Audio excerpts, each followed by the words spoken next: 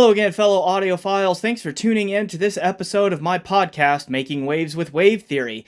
If you would like an audio-only version of this podcast so you can listen on the go or just not be in front of a screen, you can stream or download from Podbean, link down in the description. These episodes are also available on Apple Podcasts, Amazon Music, and Spotify. Links down in the description. So head over to your platform of choice to listen, and please hit that follow button while you're there. All right, on with the show. Your narratives are wrong.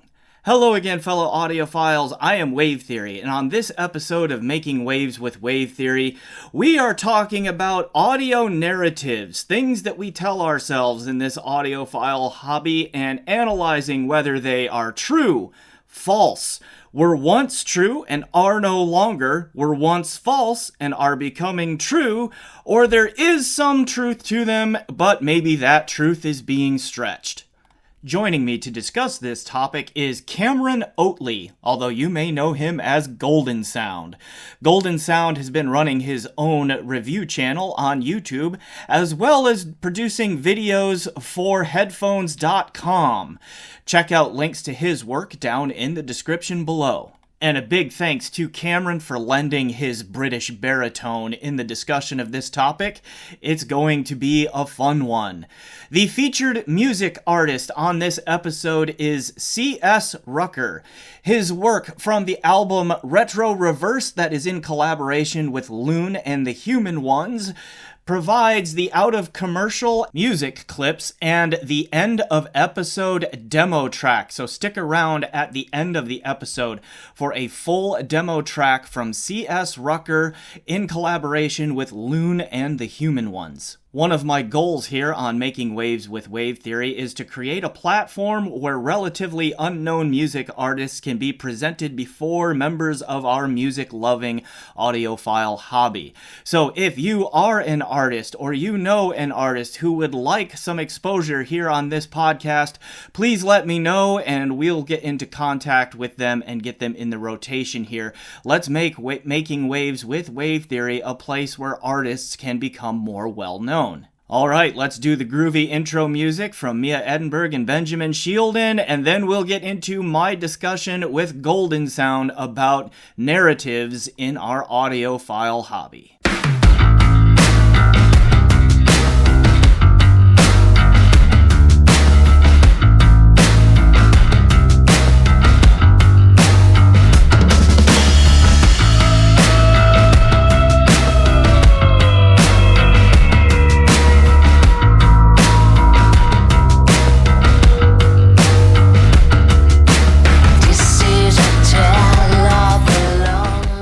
Hey, WaveTheory here with a real quick note. Unfortunately, my audio in this episode is just a little bit fuzzy. You can hear what I'm saying, but there was a bit of a level overdrive problem.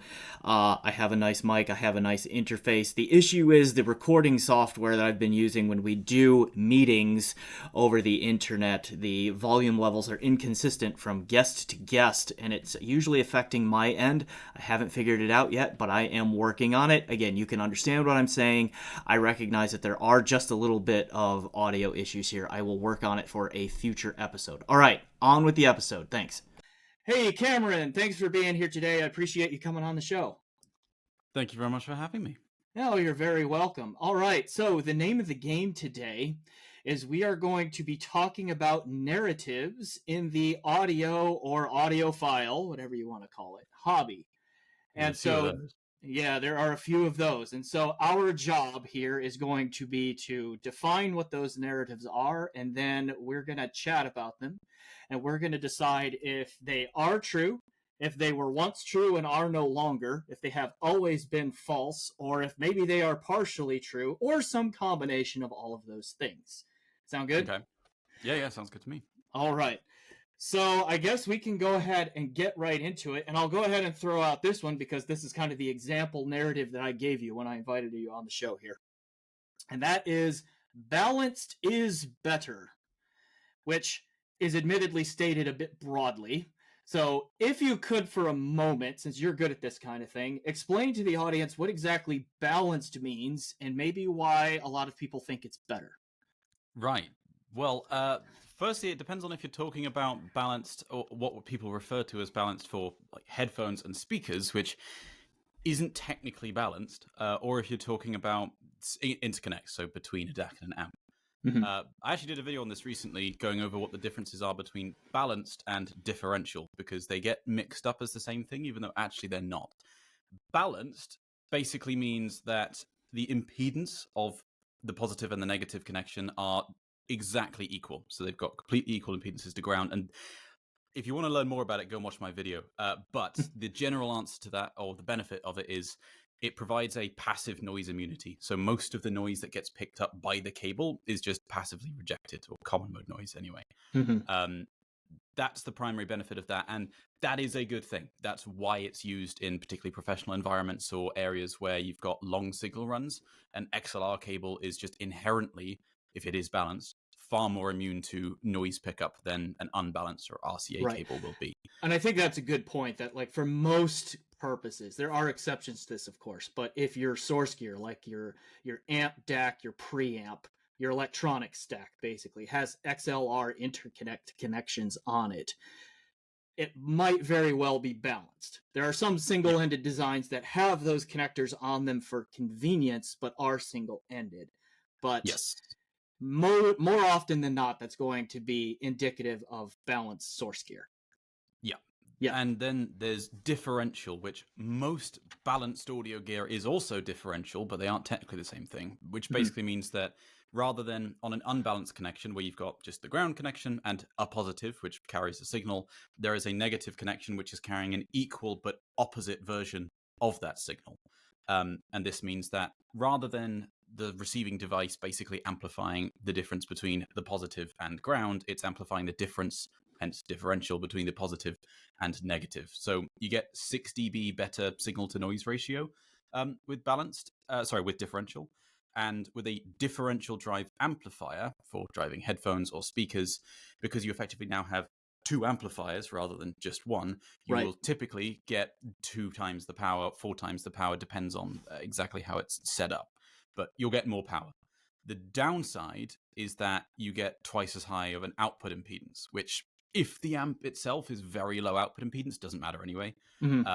But in certain situations, if you have an amp with a moderately high output impedance, the balanced one might change the sound of your headphones to a meaningful degree compared to the single-ended.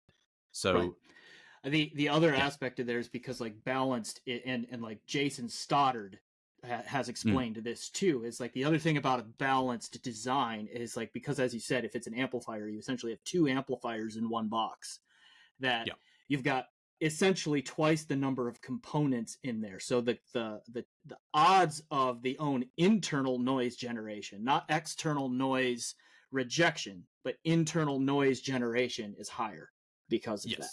Well, it depends. In some ways, yes, because as he correctly said, you've got 2 amplifiers generating noise rather than just one. But at the same time, a lot of the time, just inherently because of the differential operation, it also somewhat cancels itself out, and so you can get lower noise out of a balanced connection. It depends again on the design and the setup. My personal view is that balanced for interconnects is basically just better. There's not really any reason not to use it for most of the time. But then for actually driving speakers and headphones, I actually think that a properly done single-ended setup is often better. And in fact, some of the best sounding amps I've heard are technically single-ended. So like my favorite amp, for example, the Zale HM1, it has a balanced output, but it's not a differential output. It's basically 2 completely separate amplifiers. So what it's doing a little bit differently from most normal single-ended amps is that rather than having a positive left, positive right, and then a shared ground return, it's got completely separate ground returns for both. So you do get more channel separation, lower crosstalk if you use the balanced output, but you don't actually get more power out of it. The benefit of that is that you don't have 2 amplifiers generating either a higher output impedance or potentially higher noise. And also some manufacturers have said that they dislike balance because when you have two amplifiers as well, they find that you can get slight mismatches in behavior between each of those, and that can cause some interesting behavior. Mm-hmm. That's a little harder to quantify, and it's not something that I've really run into when measuring stuff, but it makes sense. And there's also other interesting ones like the Mascobo 465, which is an amp which generally is regarded as being pretty good. Yeah, that one's like converts all of the $15,000 one or something like that, right? Yeah, it's expensive. Yeah. That actually converts the balanced input to single-ended internally. It does then provide a differential output, so it's doing some interesting stuff, but it converts everything to single-ended first. So the main advantage of a differential drive amp is you get more power. There are some drawbacks to it, and you could also just build a more powerful single-ended amp. If you don't need the extra power, though, there are also plenty of reasons as to why single-ended could potentially be better. But for interconnects, mostly just because of that noise rejection capability, balanced/differential is, I would say, just outright preferable. Okay. So like that's I mean, it's a little bit where I'm coming from here is like, because you look at dollar for dollar, there are, if you have an $800 balanced DAC that's designed from the ground up to be balanced, and then you have an $800 single-ended DAC that's designed from the ground up to be single-ended, it's not necessarily a case of better or worse. They may sound a little different, but they should be pretty much the same in terms of overall sound quality. It's going to be. Go ahead. Yeah, again, it's one of those ones where all else being equal, they should. The problem is that it's very hard to have all else be equal, right, when you're talking about designing a very complex product. And even when you're talking about the price, like, yeah, you have to have twice as much circuitry for a balanced amp. At least in the amplification parts, you could probably have just the same power supply and whatnot, and still need only one chassis. So it's not going to be twice as expensive, but you do need a lot more stuff.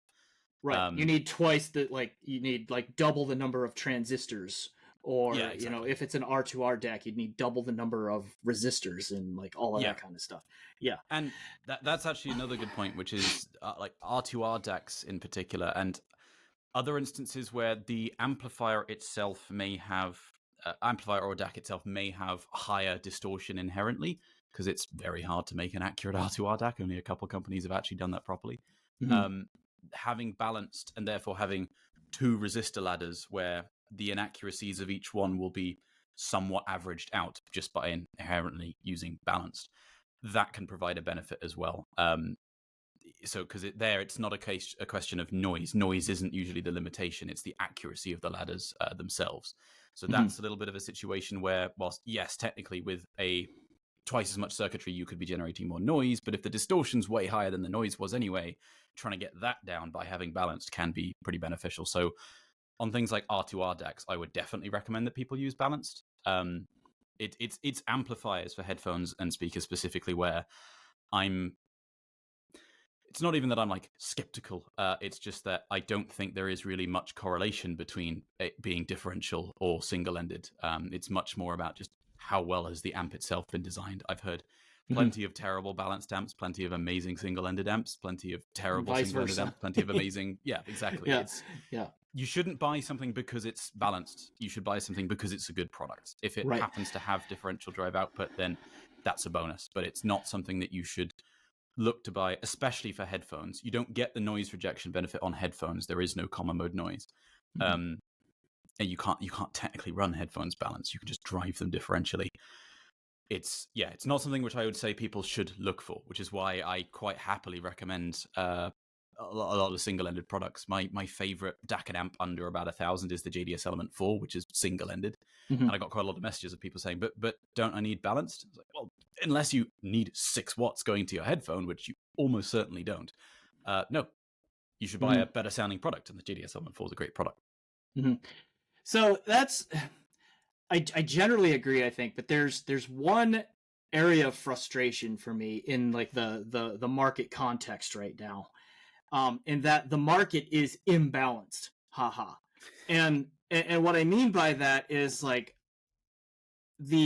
particularly on the source side, like the DAC side, the market has gone really heavy into balanced topology. Yes. Yeah, one Yeah, of the two, topology, whatever the word is. One of them's a map, and the other one is the anyway. Topography is the map one. Yeah. But there you go. Okay, it's going really hard into balanced, and I find pretty consistently. Now I don't have measurement gear, so I'm doing this by ear, level matching as best as I can, and all of that kind of stuff. But quite consistently, even accounting for the volume level, the level mismatch, and again trying to even that out. The single-ended outputs of balanced DACs are often inferior to the balanced outputs. Okay. And I mean, because like if you have a fully balanced design, you've got to do some kind of kajiggering, basically, some kind of electrical something or other in there to produce a single-ended output and to do it safely. It depends. So the interesting thing with DACs is that actually getting the single-ended output is very easy, because you can think of it this way: a balanced DAC is basically two single-ended DACs, and you're just connecting to both. If you just connect to the single-ended output of a balanced DAC, you're just leaving the negative polarity disconnected. You're just connecting to the positive and negative. In fact, on the vast majority of DACs, the positive connection on the XLR connection and the positive connection on the RCA connection are literally the same thing. They're connected in parallel, which is also why you shouldn't connect both outputs of your DAC to different amps most of the time, because especially if you've got one of them off or if there's impedance mismatches, having something connected to the RCA can potentially affect the sound coming out of the XLR. There are certain DACs where they do go for some unorthodox approaches, like SHIP, for example. They actually had an analog summing thing where they sum the negative and positive polarity together to generate a new positive output just for the single-ended. And it was demonstrably less transparent. So I'm not really sure why they did that. I like a lot of SHIP products, but that was a questionable design. Yeah. And So those ones did sound worse. Right. But most AKM ESS stacks and stuff, they're going to behave pretty similarly. And if there is a difference, it's usually either because the single-ended cable is picking up noise, so you're just not getting as much dynamic range. The noise floor is higher because it doesn't have the same noise rejection capability. So it's not the device, it's just the interconnect, which is why balanced is better there. Or it's something to do with your amp. Particularly if you're driving really difficult headphones, then it could well be that actually if your amp rises in distortion towards its maximum output, then putting it on the balanced and having a fully balanced signal path can help. But it's not because the DAC is sounding different, it's just because your amp is behaving differently. So there's kind of a few compounding variables here which make it a little hard to get a clear answer a lot of the time. Right. So as true as all that may be, it's consistent when I listen to these things. Like I've got this LTA Z10E over here, which is a single-ended amp, right? But it has both XLR and RCA inputs on it. And what's nice about it is it's got like it's not on right now, but it's got like volume level memory for each input separately. Yeah. So that's a tube-based product, right? Yeah. So right. Yeah, it is. Gonna fall into the category of what I mentioned earlier, where the harmonic distortion is high. So the other thing is that a balanced connection often has the effect of reducing second-order harmonics quite a bit. Not odd order as much, but even order harmonics, which is the dominant thing in tube-based products for most of the time. So on tube products, there is almost always going to be quite a noticeable difference and a reduction in distortion between the balanced and single-ended. So in that case, yes, there's very likely going to be a pretty noticeable difference and, well, objectively an improvement. Some people like the additional harmonic effects from tubes, and that's why they get them. So whether it's subjectively an improvement or not is up to you, but it's objectively definitely going to improve. It's more the solid state stuff where the distortion itself is usually not the limiting factor, but the noise, where it's going to be much more of a close race between the single-ended and the balanced. So like what I'm getting at here is like there is a mismatch in the market between balanced DACs and like there's still so many single-ended amplifiers, both headphone amps and speaker amplifiers that only have the RCA or single-ended input on them. And so you take an output, which to me just it could be for a variety of reasons, but I generally, for me, what it comes down to is like a device sounds best when you use it the way it's designed to be made, right? And so if you're using a balanced DAC then if you have a balanced DAC, you should try to use its balanced output, because that's how it was built. Like, that's likely where it is to perform best. But there are so many amplifiers out there that only have the single-ended input on them.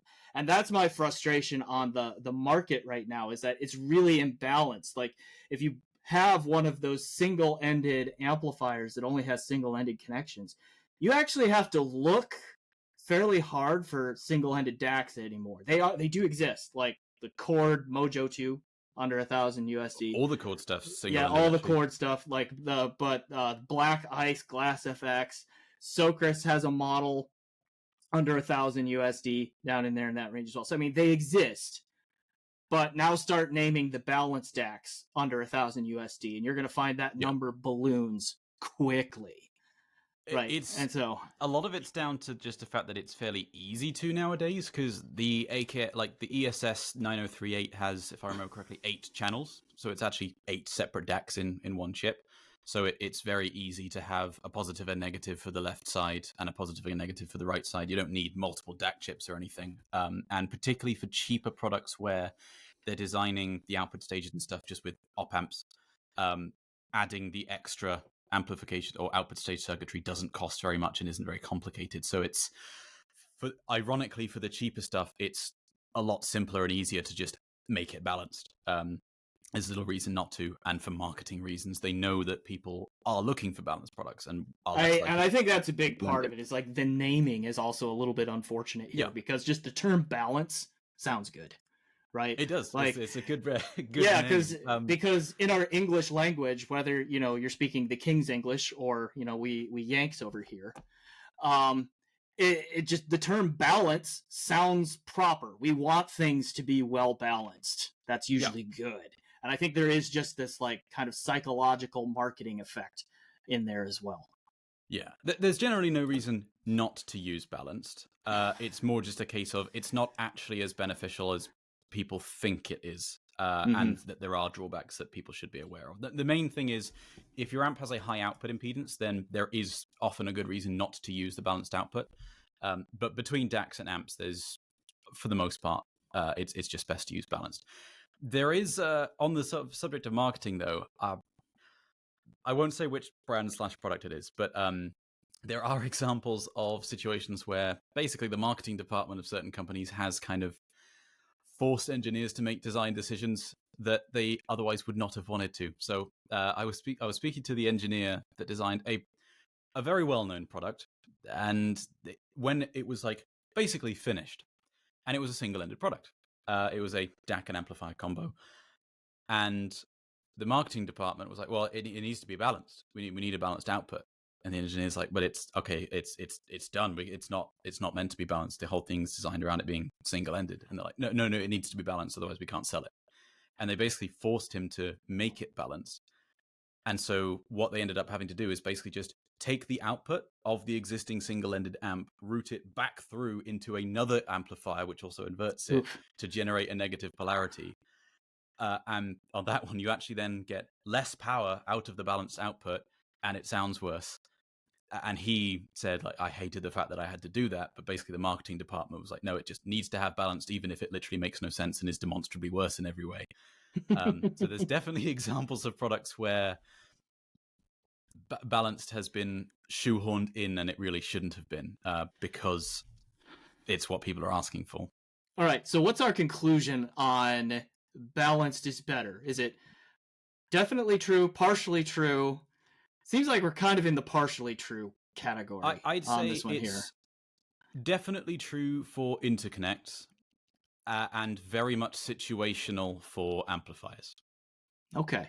All right. I'll say that the best sounding amps I've heard, period, have not been differential drive amplifiers. Mm-hmm. Yeah. I guess before we move on, the last wrinkle I'll throw in on this balance is better thing is, like, I've heard this from the IEM crowd. So I'll throw this out there. We'll let you respond to it. And is that with IEMs, typically because they can be very sensitive and also low in impedance, so they're very easy to drive, then the crosstalk that can arise from a single-ended amplifier output can become an issue where balanced outputs, balanced amplifiers are preferable there. What do you think about that one? No, I would actually go the other way for the most part, because Okay. crosstalk is usually going to be relative to the signal level. So it's going to be at, let's say, minus 60 dB, and it might go up as you increase amplifier output. So if you're driving something difficult, then the crosstalk might go up. But when you're driving something lower in level, so an IEM or something, typically it's either going to stay the same or actually go down. Crosstalk in IEMs is very rarely an issue, and much more commonly the output impedance is going to be an issue because IEMs are so low in impedance. So there is definitely going to be many more situations with IEMs where you'll get a difference in sound, but it's not because there's an improvement in crosstalk. It's actually because the output impedance is changing the sound of the IEM. It's changing the frequency response. So this is maybe a narrative that we can talk about, is that people will often take differences, particularly if it's either a difference heard from something that they spend a lot of money on or that they assume should be better, even if it's demonstrably not, and take it as an improvement. But in that situation, I would say, out of everything I've tested, far more commonly, no, actually, the lower output impedance makes a beneficial improvement to IEMs, and crosstalk has not been an issue. But then it's also a case of, it could just be that the higher output impedance is making a tuning change to the IEM that you happen to like. People like, the HD800s and stuff on tube amps and current mode amps because it changes them and gives them more bass, which people like. So it's not necessarily that it is always a bad thing.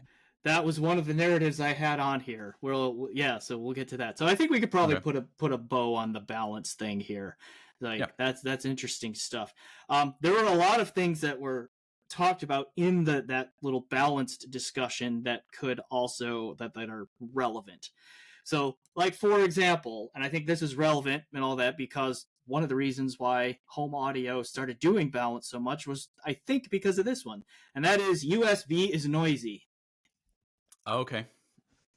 All right. So USB is noisy. True, false, was once true and is now not as true, is partially true. Take it away. I would say definitely true, but also people are trying to fix it in the wrong ways a lot of the time. Okay. So when connecting a DAC to a digital source, there's a few things to consider. That one is just noise from the source device, especially if you're connecting your DAC directly to a beefy gaming PC or something. Absolutely can negatively influence the performance of the DAC. And people often assume, well, I can't hear noise coming through my headphones, so I must just be fine.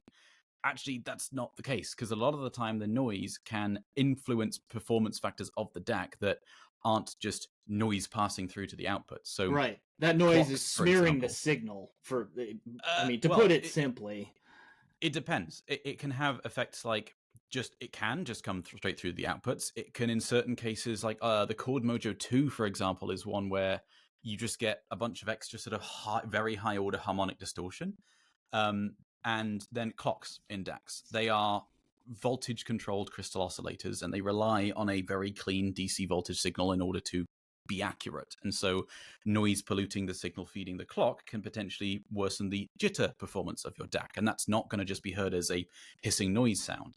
So there are plenty of situations. In fact, I would say most DACs benefit from a clean USB source to some degree. Often it is so tiny that it would be very easy to argue that it just doesn't matter.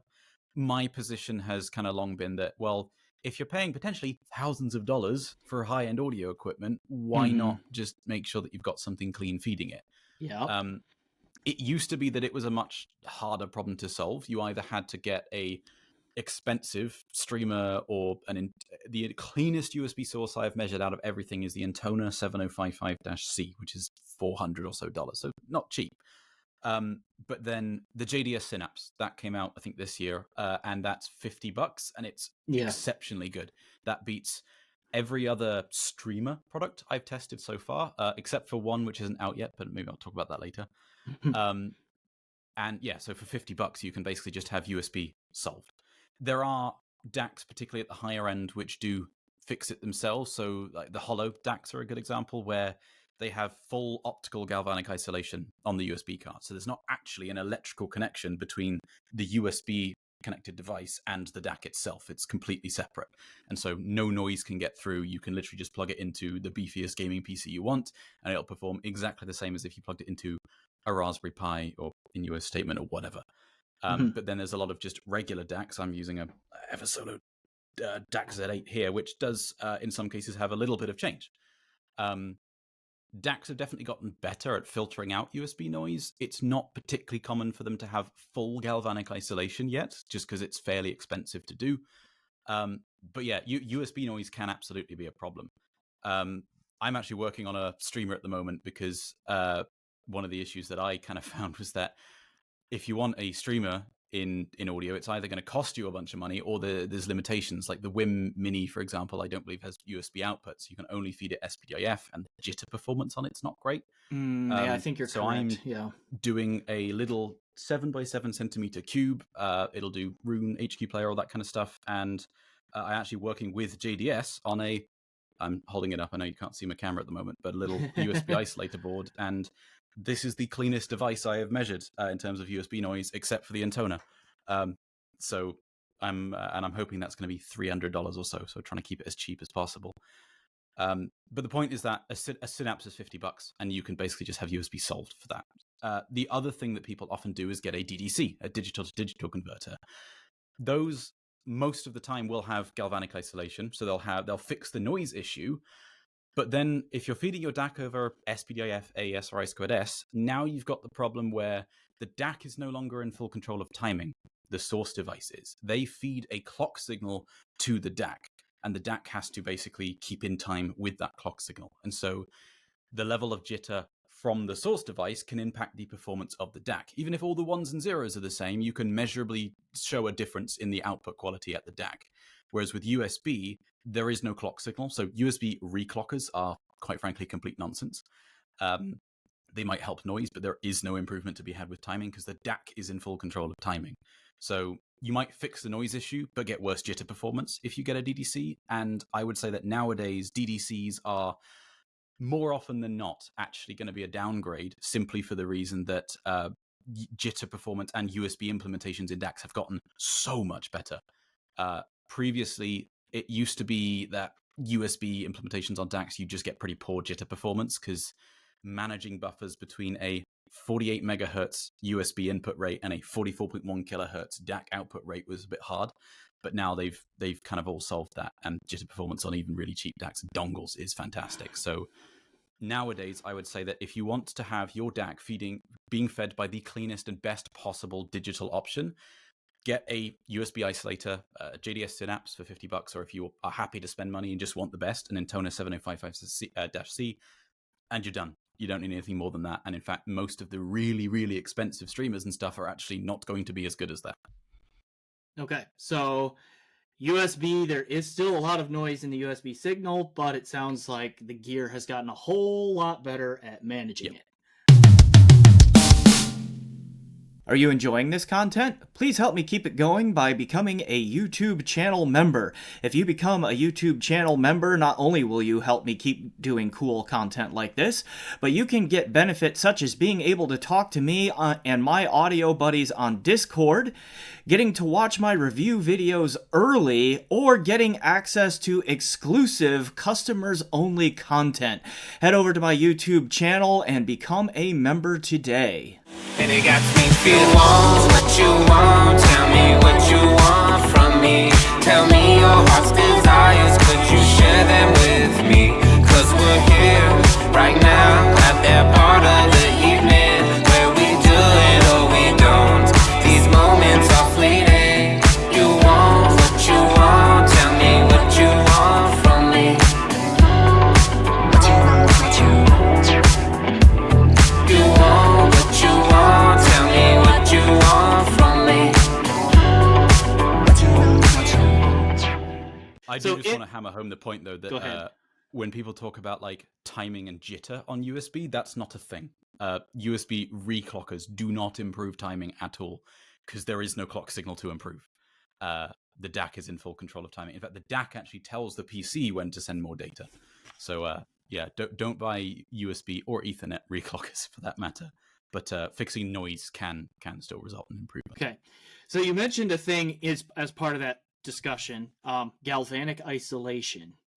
And so I don't know if this is a narrative, and it might be kind of new if it is, but how about the idea that galvanic isolation solves all your noise problems? What is galvanic isolation, and then does it do that? So, I mean, it's a good question, actually, because the answer is maybe.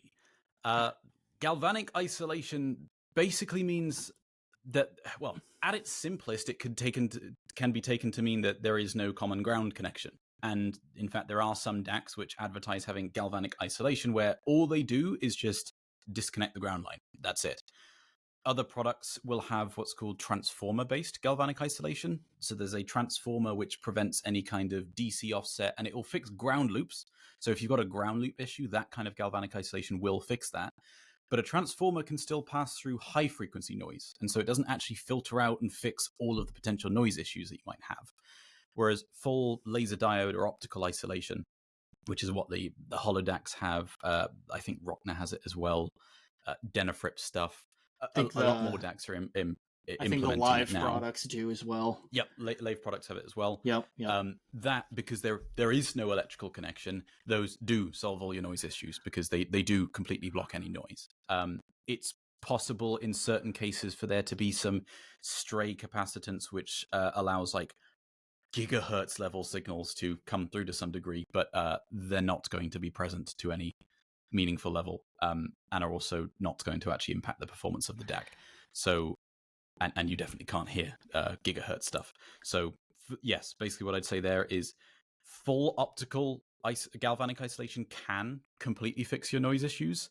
Transformer or just line disconnection based galvanic isolation fixes some issues like ground loops, but it won't actually just block noise from the source. So if you are connecting it to a beefy, noisy gaming PC instead of a clean laptop or something, you can still, people, the Bifrost 2 was an example of one where it's got galvanic isolation in it, but people were saying, I'm still getting like GPU noise coming through the outputs of my DAC. I'm moving my mouse and I'm hearing it noise in my headphones. And that's why the transformer still allows high frequency noise to pass. So it's not a complete solution. But yeah, in the cases where it's been done, what I would say properly, like the hollow stuff or the Lave stuff, yes, that you're not really going to get better than that. All right. So that's just one of those where it's like you kind of have to be careful of marketing too, because just because the claim of galvanic isolation is there, it does matter how that galvanic isolation is done. Yeah, like they're telling the truth; they're not lying about it. It's just that it's like saying, this car has a turbocharger in it. Well, it's like, okay, well, it might, but is it? It doesn't tell you how many horsepower the engine has or how fast the car is going to go. It just tells you it's got a turbocharger in it, which it doesn't tell you the complete story. Yeah. So that's just one of those things to be on the lookout for. Okay, so we kind of hit on this one earlier too. So you mentioned the Sennheiser HD650 and its performance on tubes, but let's just start a little bit bigger picture on tubes first. Then we could talk about that specific case. The tube sound is warm and thick. That's a common one we hear in our hobby. What do you think? True, false, partially true, was once true and is no longer? What say you? Generally, I would say yes. It depends on the particular amp, the particular tubes, but the thing that people commonly will point to and saying no, it can't be, is that tube amps don't typically have a different frequency response. Tube amps, especially if they're transformer coupled, might have some slight roll off at either the very highest frequencies or the very lowest frequencies. But generally speaking, they're flat frequency response. The thing that makes tube amps sound different is that the harmonic distortion profile is very, very different. Primarily, especially in the case of single-ended triode tube amps, which is most of where this reputation comes from, they have a very second-order dominated harmonic distortion profile. And second-order and even-order harmonic distortion tends to make things sound warmer, denser, especially if it's really prominent in the low frequencies. And so a tube amp, even if it's a flat frequency response with very high levels of second-order harmonic distortion or even-order harmonic distortion, yeah, absolutely will often make things sound thicker. The other thing, which is often a more dominant effect on particularly headphones and speakers, but more so with headphone amps like OTLs, where the output impedance is really high, or transformer-coupled ones where they still have a 60 ohm output impedance or something, is that if you're running a dynamic driver headphone, they will change the frequency response of the headphone. So planar magnetics won't be affected by this. With a planar magnetic, the frequency response won't change. You'll just be hearing the difference in distortion profile. But a dynamic driver headphone, most commonly what you'll get is a lift in the mid bass. The exact frequencies and how they get altered depends on the impedance curve of the headphone. So how the impedance varies versus frequency. But most dynamic driver headphones will have a impedance peak somewhere around 80 to 120 hertz or so. And as a result, when you put them on a higher output impedance tube amp, that area of the frequency response gets boosted. So now it's more bassy, it sounds warmer, thicker.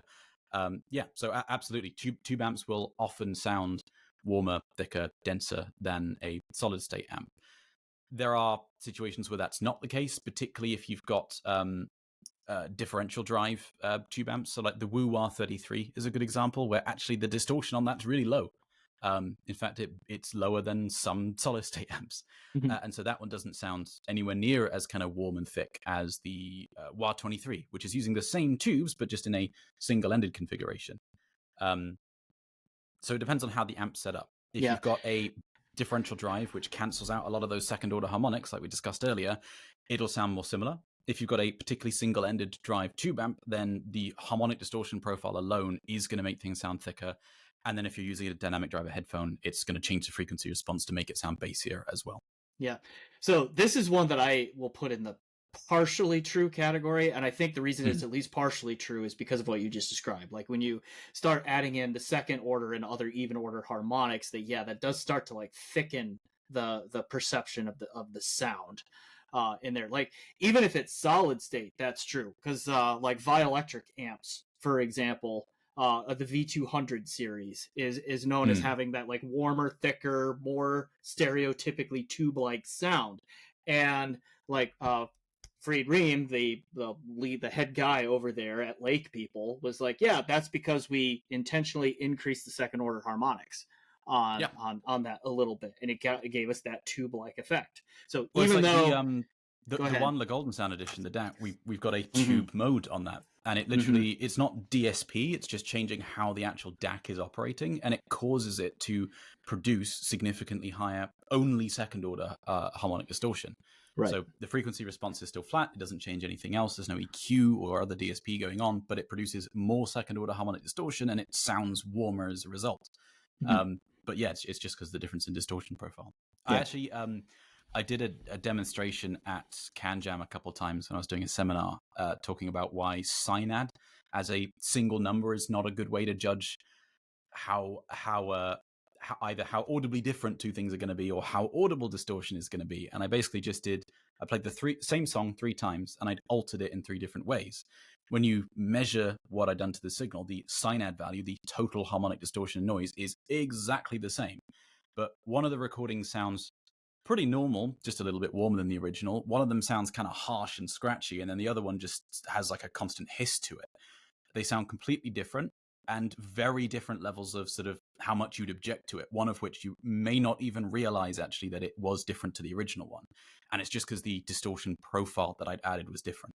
So the profile of distortion that you have, not just the overall level, can make, in some cases, quite a noticeable difference to how something sounds.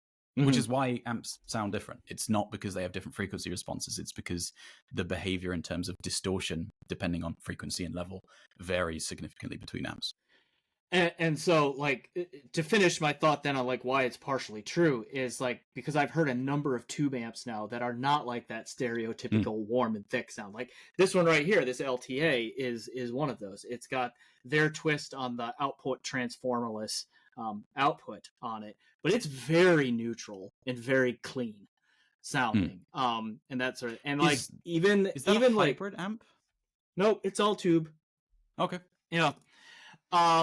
And the other recent example is like the Schitz Valhalla. They're on the 3rd generation of it now, and I just reviewed that recently.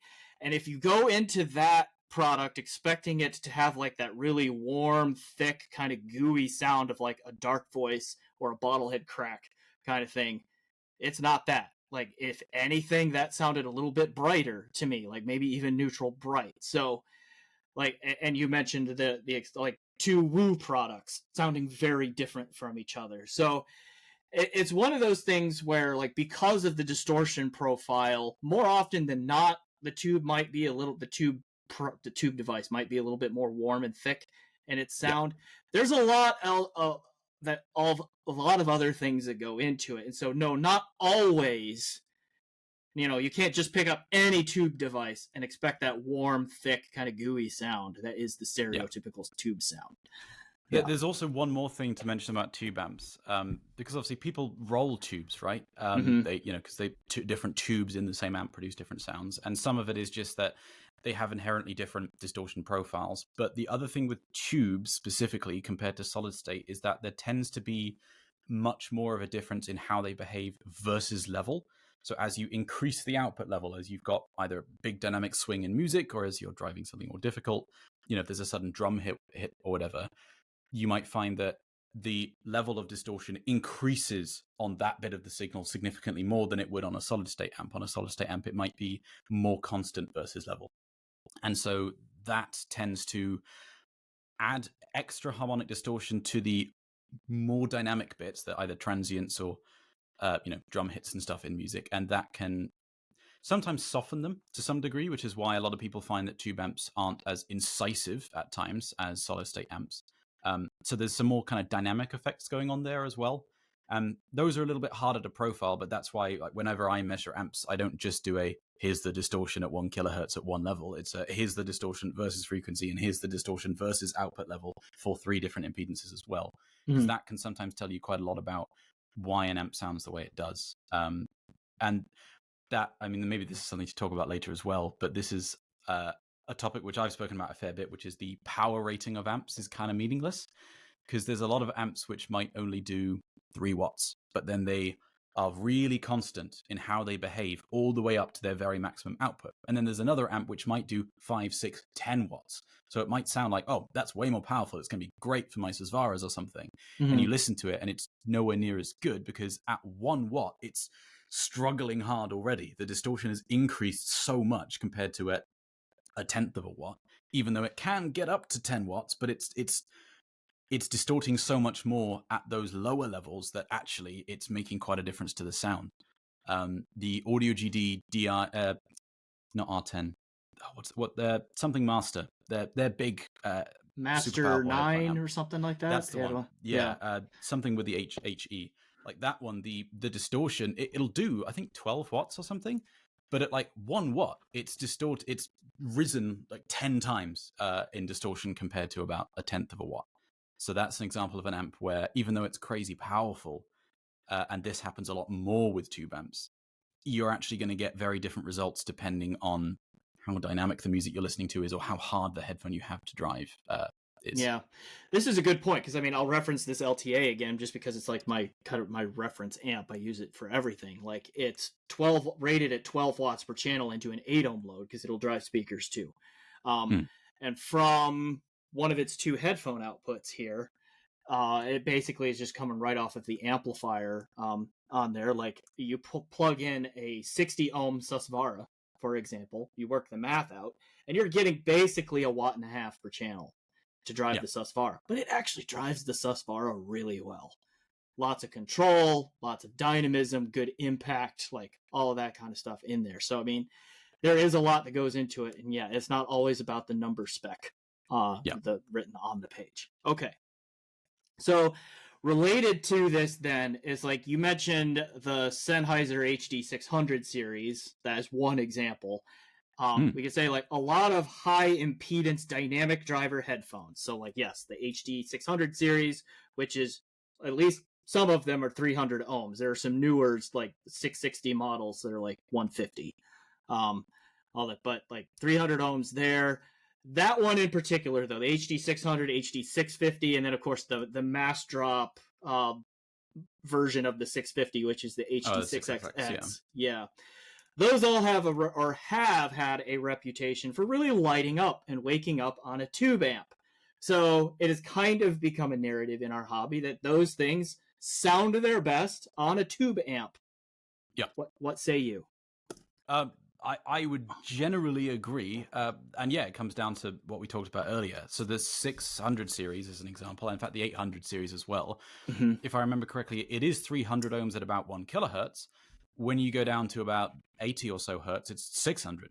So it's twice as much. And so if you run them on, as an extreme example, a current mode amp, which has effectively infinite output impedance, you'll get a 6 dB bass boost there.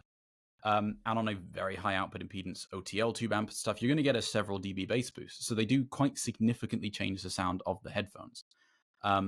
So yeah, that's definitely one example where, because that is a headphone which is generally a bit bass light, and that boost definitely helps them. There are headphones where that difference is not what I want. The Austrian, actually the ones I'm wearing at the moment, the Austrian Audio Composer, the bass profile is a lot more flat. And I find that on tubes, they just tend to get a bit too mid-bassy specifically.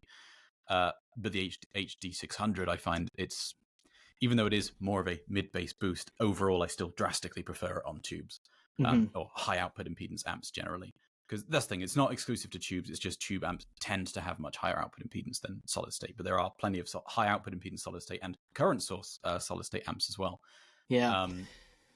So I definitely prefer the HD600 on tubes. So to me, I think this is one of those narratives that was once mostly true, but is starting to change. And I think that is because solid state amps, even cheaper ones, are starting to be able to handle the voltage swings that those ranging impedances of dynamic drivers are asking for. Because, like, you're correct that, you know, a dynamic driver generally has a kind of U-shaped impedance curve, where the impedance that is the nominal impedance is usually around 1 kilohertz. That, as you say, that's about where they're measured. And so if it's a 300 ohm headphone, or if it's like one of the 250 ohm or 600 ohmers from Beyerdynamic, as another example, that cited spec is usually at 1K. But around the driver resonant frequency, which is for a dynamic driver, is between about 60 and 100 hertz, like in that range, there is an impedance spike, because that's where the driver actually moves the most freely, but that also means that it's the most difficult to control right there, like to get it to stop moving, right? Yes. And then, well, just to... Oh, yeah, sorry, go ahead. Well, it's just to finish the U-shaped thing here, because the voice coil of a dynamic driver is an inductor electrically. Inductors do inductor things as frequency goes up. So as frequency gets higher up into your treble ranges, the impedance of that headphone, of a dynamic driver, tends to go up again, too. And so, so tube amplifiers have historically had an advantage in terms of giving those kinds of drivers the voltage that they needed to perform their best, even when you had that impedance spike up to, 600 ohms from a 300 ohm headphone, or well, it's not so much that, because actually, so the thing with the damping factor or the output impedance basically tells you how well the amp is regulating either voltage or current. So a ultra low output impedance amp, most amps nowadays will have less than 1 ohm of output impedance. What that effectively means is the amp is feeding whatever it's dictating for voltage, and then the headphone is pulling whatever current is needed to drive it at that voltage. So if the amp is outputting 10 volts, it's going to output 10 volts. It doesn't matter what frequency you set it to, it's going to stay at that level. So it's not actually that you get any higher voltage demands or anything at that particular resonant frequency or where the impedance spikes up. Actually, what it means is just that the headphone will just pull less current from the amp. But then when you have the opposite, so an amp where the output impedance is higher than the headphone, a current mode amp or a really high output impedance tube amp, instead what's happening is it's regulating current. So it's outputting a particular amount of current, and then whatever the voltage needed to meet that level of current is what's being provided, which is why when the impedance goes up on a high output impedance amp, then it will supply more voltage and you get that frequency response boost. When you look at the frequency response of a headphone, they're almost always going to be measured on a normal amp, i.e. a voltage source amp. And so you're feeding the same voltage into it, no matter what frequency, and then whatever the SPL level out is your frequency response. So you're not actually needing to swing any higher voltage or anything. The reason why tube amps sound different, again, is just because they are more regulating current than voltage in many cases. And they will be providing more voltage because the damping factor is higher. When you have a really low damping factor, which is objectively more ideal, though in certain cases like the HD600, I subjectively prefer the effect of not having a low damping factor. It'll provide more voltage, but it's not that the amp itself is actually better at doing these voltage swings or anything. It's just a factor of the damping factor, the output impedance.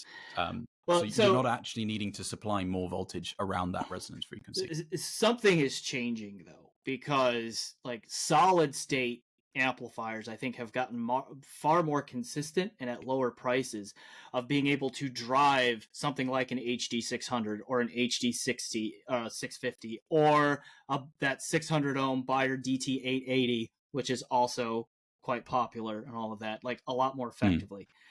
Like, for example, I think that's more just a case of amps getting better generally. Like it's not so much a damping factor thing, because amps have had pretty low output impedance, so high damping factor for a while. It's more just that nowadays you can get some pretty great amps for not much money. There's a lot which as low costs, which are, especially now that there are some really great op amps, because to be honest, most of the really like sub 500 especially, definitely, and most of the sort of sub 1000 amps are all using one of the same 2 or 3 op amps. And as better op amps have come available in recent years, and also as manufacturers have started putting more effort into fixing some of the objective issues that existed in amps previously, the general answer is I think that amps have just gotten better. It's not that they've necessarily gotten better at driving high impedance stuff, because high impedance headphones are easier to drive. They need less current for the same voltage. It's just that amps have generally, in overall quality, gotten better in recent years, I think. Yeah. And so that's like why I'm saying that this is one of those narratives that, you know, the HD600, HD650 was once true, but is now less true than it used to be. They still sound great on tube amps. Like, don't get me wrong. Like, that's still a great way to go. But like, another recent example, Shit Asgard X, a recent shit product, amplifier, $400, punished my HD6XX. Like, I don't know, like, I've rarely heard any amplifier take control of that headphone, make it sound as big in stage, as coherent in sound stage, or as hard hitting in the bass as that amplifier did to that headphone. I was amazed. I haven't tried that one, unfortunately. I'd like to, though. Yeah. So, like, and then, you know, the Asgard X is not the only one. There are other solid state, like we talked about Lake People earlier. Lake People for a while now has been very good at driving high impedance loads from solid state amps, giving you a very tube-like effect to the sound on 600, 650, HD 800, you know, etc. on there. So that's why I put this one in the category of was once definitely true, is now becoming less clearly true. Like this one I think is changing.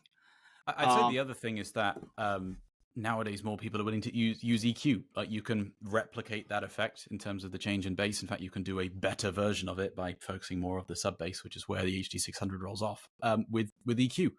EQ is something which I recommend basically everyone to use on their headphones. And yeah, like you don't need a tube amp to get that effect. You can't EQ harmonic distortion. So if that's the aspect which you're finding an improvement from, then yeah, you need an amp with the distortion profile that you like. But in terms of the frequency response change, you can do that yourself with free tools, and you can make a big improvement to pretty much any headphone. Okay. So we've used this term a lot in our talk so far, and that is frequency response. Mm-hmm. So there is a narrative out there, and it is possibly a bit extreme, but let's throw it out there and discuss it. Frequency response is all that matters. Okay. Yeah. Take it away. So I would say yes, but it's also that people are misunderstanding how the frequency responses that they're looking at are gotten. Mm-hmm. In terms of is it true that frequency response is all that matters aspect, headphones are a minimum phase system. They're a minimum phase linear time invariant system. And what that means is that you can derive the phase response, the cumulative spectral decay, that waterfall plot and everything from the frequency response, and vice versa. They're all the same information, and you can generate any of them from any of the others.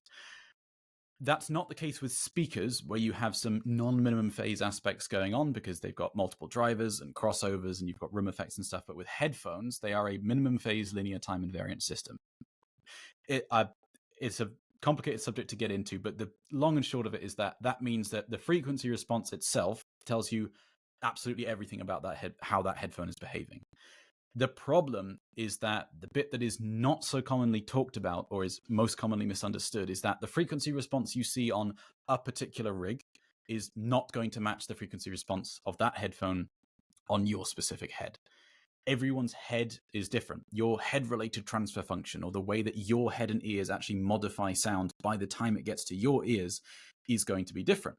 And so there was a study where they, as part of it, they measured the HD800 on about 100 people, I think it was, their head, and the differences you see are enormous. There's 10 dB differences in places, and then you've got, on top of the inherent effect of how your head works, just because of the fact that these headphones are right on your head and are more directly interacting with the geometry of your ear, you can get quite different results from the same headphone on two different people's heads, even after you EQ out or factor out all of the HRTF effects. So a speaker, if you measure a speaker in a particular position, you can predict very accurately how that is going to sound, what the actual result at someone's ear is going to be, just by EQing out or cancelling out their HRTF. You can't do that with a headphone. And so people will use things like auto EQ, where it's trying to do really, precise corrections in the treble for things that might exist for a measurement of that headphone on a particular rig, but don't exist on their head. You might be trying to correct a peak where you've actually got a dip or something, and making things just way worse. So yes, absolutely, it is a scientific fact that frequency response comprehensively describes the behavior of a headphone, excluding harmonic distortion. But then harmonic distortion on headphones is typically A, very low, and B, we can't separate that from frequency response. I even as someone who is a enthusiast of, high-end DACs and amps and stuff, don't tend to look at harmonic distortion on headphones much, because the frequency response is by far and away the much more dominant factor. The problem is that it's not particularly clear to many people how much headphones can vary between heads, and how what you see on any specific graph might not be representing the behavior that you're getting. So people look at a measurement and go, well, that's not what I'm hearing. It's way brighter than that for me. That doesn't mean the measurements are wrong or that frequency response is missing something. It might just mean that actually, no, if you measured it on your head, you would see it being brighter. And people kind of miss that aspect. They miss the variability aspect of it. So yes, frequency response 100% does describe the behavior of a headphone. It is everything. And if you, on your head, could perfectly EQ one headphone to exactly match the frequency response of another one, it would sound exactly like that headphone. The problem is that doing that in practice is basically impossible, unless you want to go and sit in a lab for a few hours getting your own HRTF characterized, and then doing full-on custom-made in-ear mic measurements of two particular headphones in very specific positions on your head, and then doing a bunch of really precise EQ stuff to try and correct. You can't do it based on existing measurements. So yes, but in practice, you also have to just add a window of uncertainty, because there is so much variability about how headphones behave on different people's heads. And also unit variation. Unit variation is a big thing, which I don't think gets talked about enough. There are some certain manufacturers where one unit of the same headphone will perform very differently to another unit of that same headphone. I actually had that as a narrative, so we'll get to that one here in a moment. Okay. If we have time, because, well, we already hit the hour mark here. So we may have to have you come back and do a part 2. I don't know. We'll see. Did you know you could buy access to individual review videos over on Patreon? That's right, over on Patreon, you can buy individual videos from my review library, both before their public release and commercial free, for just $5 or $3, depending on what kind of video it is. Head over to patreon.com/wavetheory1 for more info.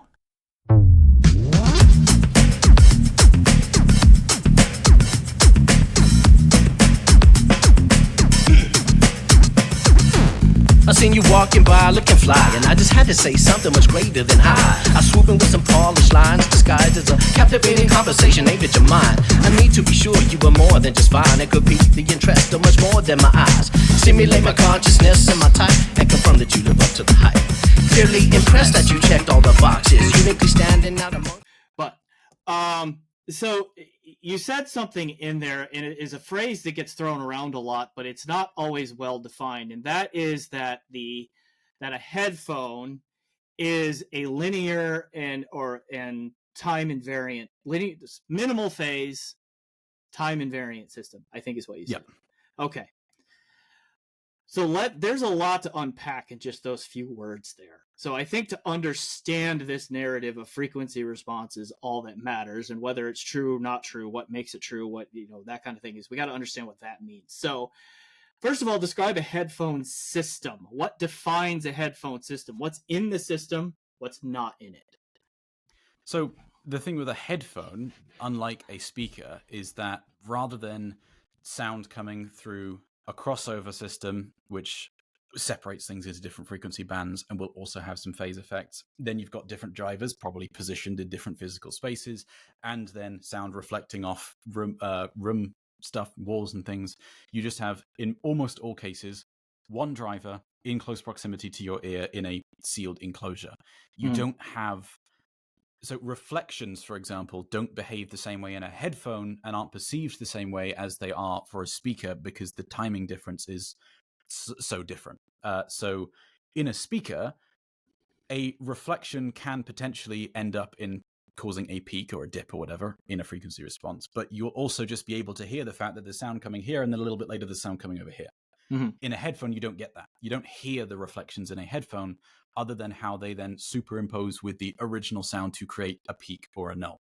So you do get issues from the geometric build of a headphone as on top of whatever the colorations of the driver are, but they show up as peaks and dips in the frequency response. That's how resonances show up. And people will often point to things like the waterfall plot and say, well, look, there's this, long ringing decay thing here. Not realizing that, again, because headphones are a minimum phase linear time invariant system, if you EQ down that peak, that resonance on the waterfall goes away, because that's what it was. It's a resonance. And you can demonstrate this quite easily yourself. If anyone has a measurement rig, it doesn't need to be an accurate one or anything. Just with Room EQ Wizard, you can show that it's a minimum phase system by just looking at what's called excess group delay. So it looks at what the group delay you've measured is and what the group delay for a minimum phase system with that same frequency response should be, and shows you the difference. And you're going to get nothing other than if you've got like excess room noise or something, because they are minimum phase systems. So it's easy to show that yourself. And then you can also just try the EQ thing yourself as well on a measurement rig. So it sounds like you're defining the system then of a headphone system. Like, what are the boundaries of the system? Is that it is the headphone itself on your head? Like, yes, the headphone coupling, basically. That's the system here, where there's not where it's linear time invariant and all of that kind of stuff. You have a driver producing sound. And the pressure chamber, the front volume, which is sealed around, or should be sealed around your ear, you might have resonances and stuff within that, which will then show up as peaks or cancellations in the frequency response. Your own ear, the physical shape of your pinna, and the ear canal itself then effectively EQs the sound by the time it gets to your eardrum. And so, yeah, I think that answers the question. Well, yes, it does. Because, like, as I think about an audio system, there's a lot that goes on before it ever gets to the headphone, right? Yeah. There's a lot that goes on. So the headphone itself, if it's a single driver and all that, then the headphone itself, as coupled to your ear, is what's the phrase that you use? I keep using the wrong string of words. Linear time invariant. Linear time invariant, minimum phase. Yeah. Okay. System there, but they're like the signal chain ahead of it does a lot, right? It can do, yeah. It can do on the system, but it certainly can do a lot, right? And so that's one of those where it's like when we talk about the question of is frequency response all that matters? Like, what are the boundaries that we're talking about here? Because, okay, if we allow for the fact that for the headphone itself, the frequency response is all you need. Okay, great. But what about the rest of the chain? Okay, because there's, as you said, there are distortion profiles going on that change our perception of the sound that don't show up in frequency response graphs. A lot of the signal sweeps that we do, when you sweep from 20 hertz up to 20 kilohertz with one sine wave at a time, you're not going to catch interactions that happen generally from the signal chain before it hits the headphone about shifts in time. There's no mechanism to catch that if you're only looking at one wave at a time. Well, when you do a sweep like that, you can see the phase response. That again is just like a basic feature in Room EQ Wizard or the audio precision software, or whatever tool you want to use. So phase behavior is something which a lot of people point to, but again, it's kind of trivial to show that actually it's not so much an issue in headphones. There are things about the stuff ahead of the headphone, like DACs have jitter performance, for example, and that is something which the headphone itself isn't going to affect. That is a purely digital domain thing, in effect. And so an amplifier doesn't have jitter, a headphone doesn't have jitter. A headphone doesn't have a flat phase response. It has a phase response that perfectly aligns to the minimum phase response of its frequency response. The only time where that's not going to be the case is if you either have multiple drivers and crossovers. So IEMs, for example, are not necessarily linear time invariant systems. Depends on the build, but most of the time they're not. They've improved on that. Won't be. Yeah, I actually just talked to Amos about this one in a previous episode that people will have seen before this, and he was talking about how with multi-driver IEMs, getting the phasing correctly was very much a challenge, but they've gotten a lot better about that, and that's why IEMs have improved dramatically over the last 5-10 years.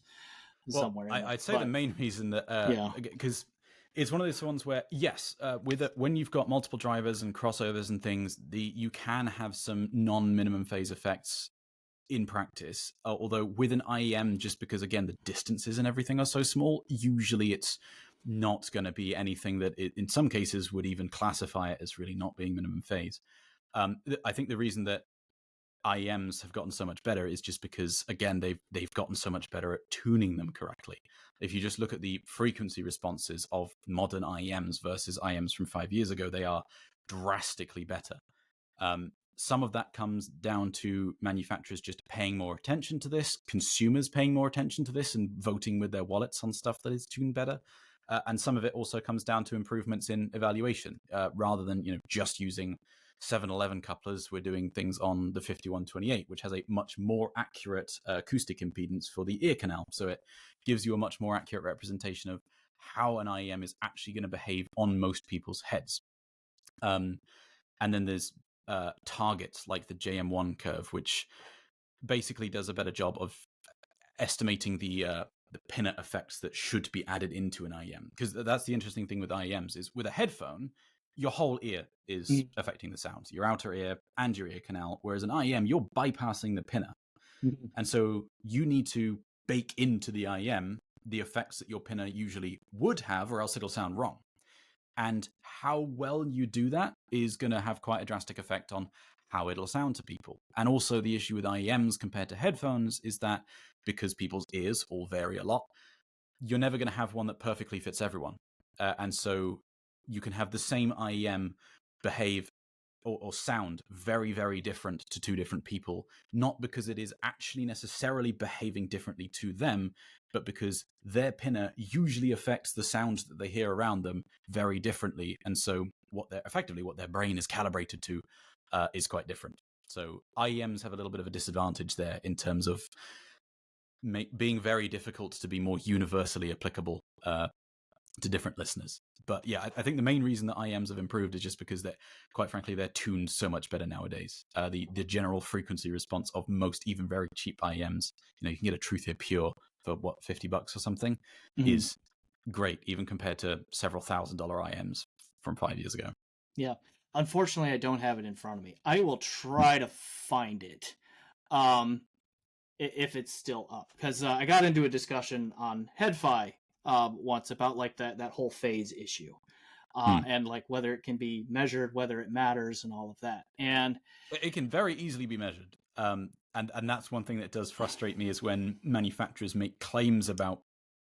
Sometimes they'll make claims about phase, either with headphones where they'll make some claim about how they've designed something to have the phase be more accurate, and it's like, well, it literally hasn't changed anything. It's still minimum phase. It's literally no different to any other headphone. And similarly, like the accurate sound convolution filters that people use, they make some claims about phase correction, which they do in exactly the same way that just EQing the headphone does. So it's hard to say whether that's fair or not to make that claim. But with IEMs, I think the answer there is definitely potential for it to be a difference.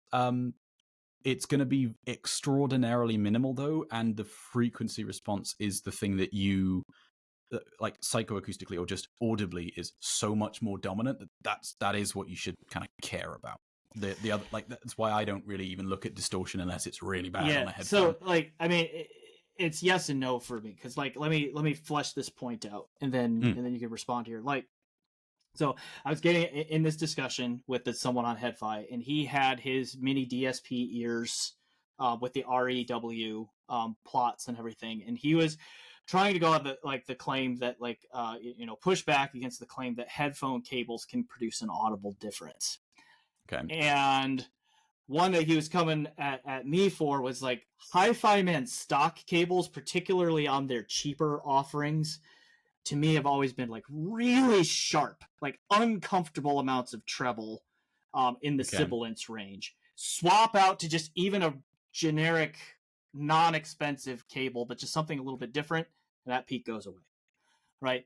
And they're a lot smoother. Now, Hi-Fi Mans are always going to be a bit bright, because that's how Fong does things. He tunes his stuff a little bit brighter. Mm-hmm. Okay, but that sharpness goes away, and it's like, could I pass it in a blind test? Absolutely, because one hurts to listen to, the other doesn't, right? So like, and he's like, but you can't see it, and he's like showing this frequency response plot, but he also showed the phase plot, and the trick is there, and like I will try to find this and link to it in the description of whatever of medium people are watching this on, because you could see it in the phase plot.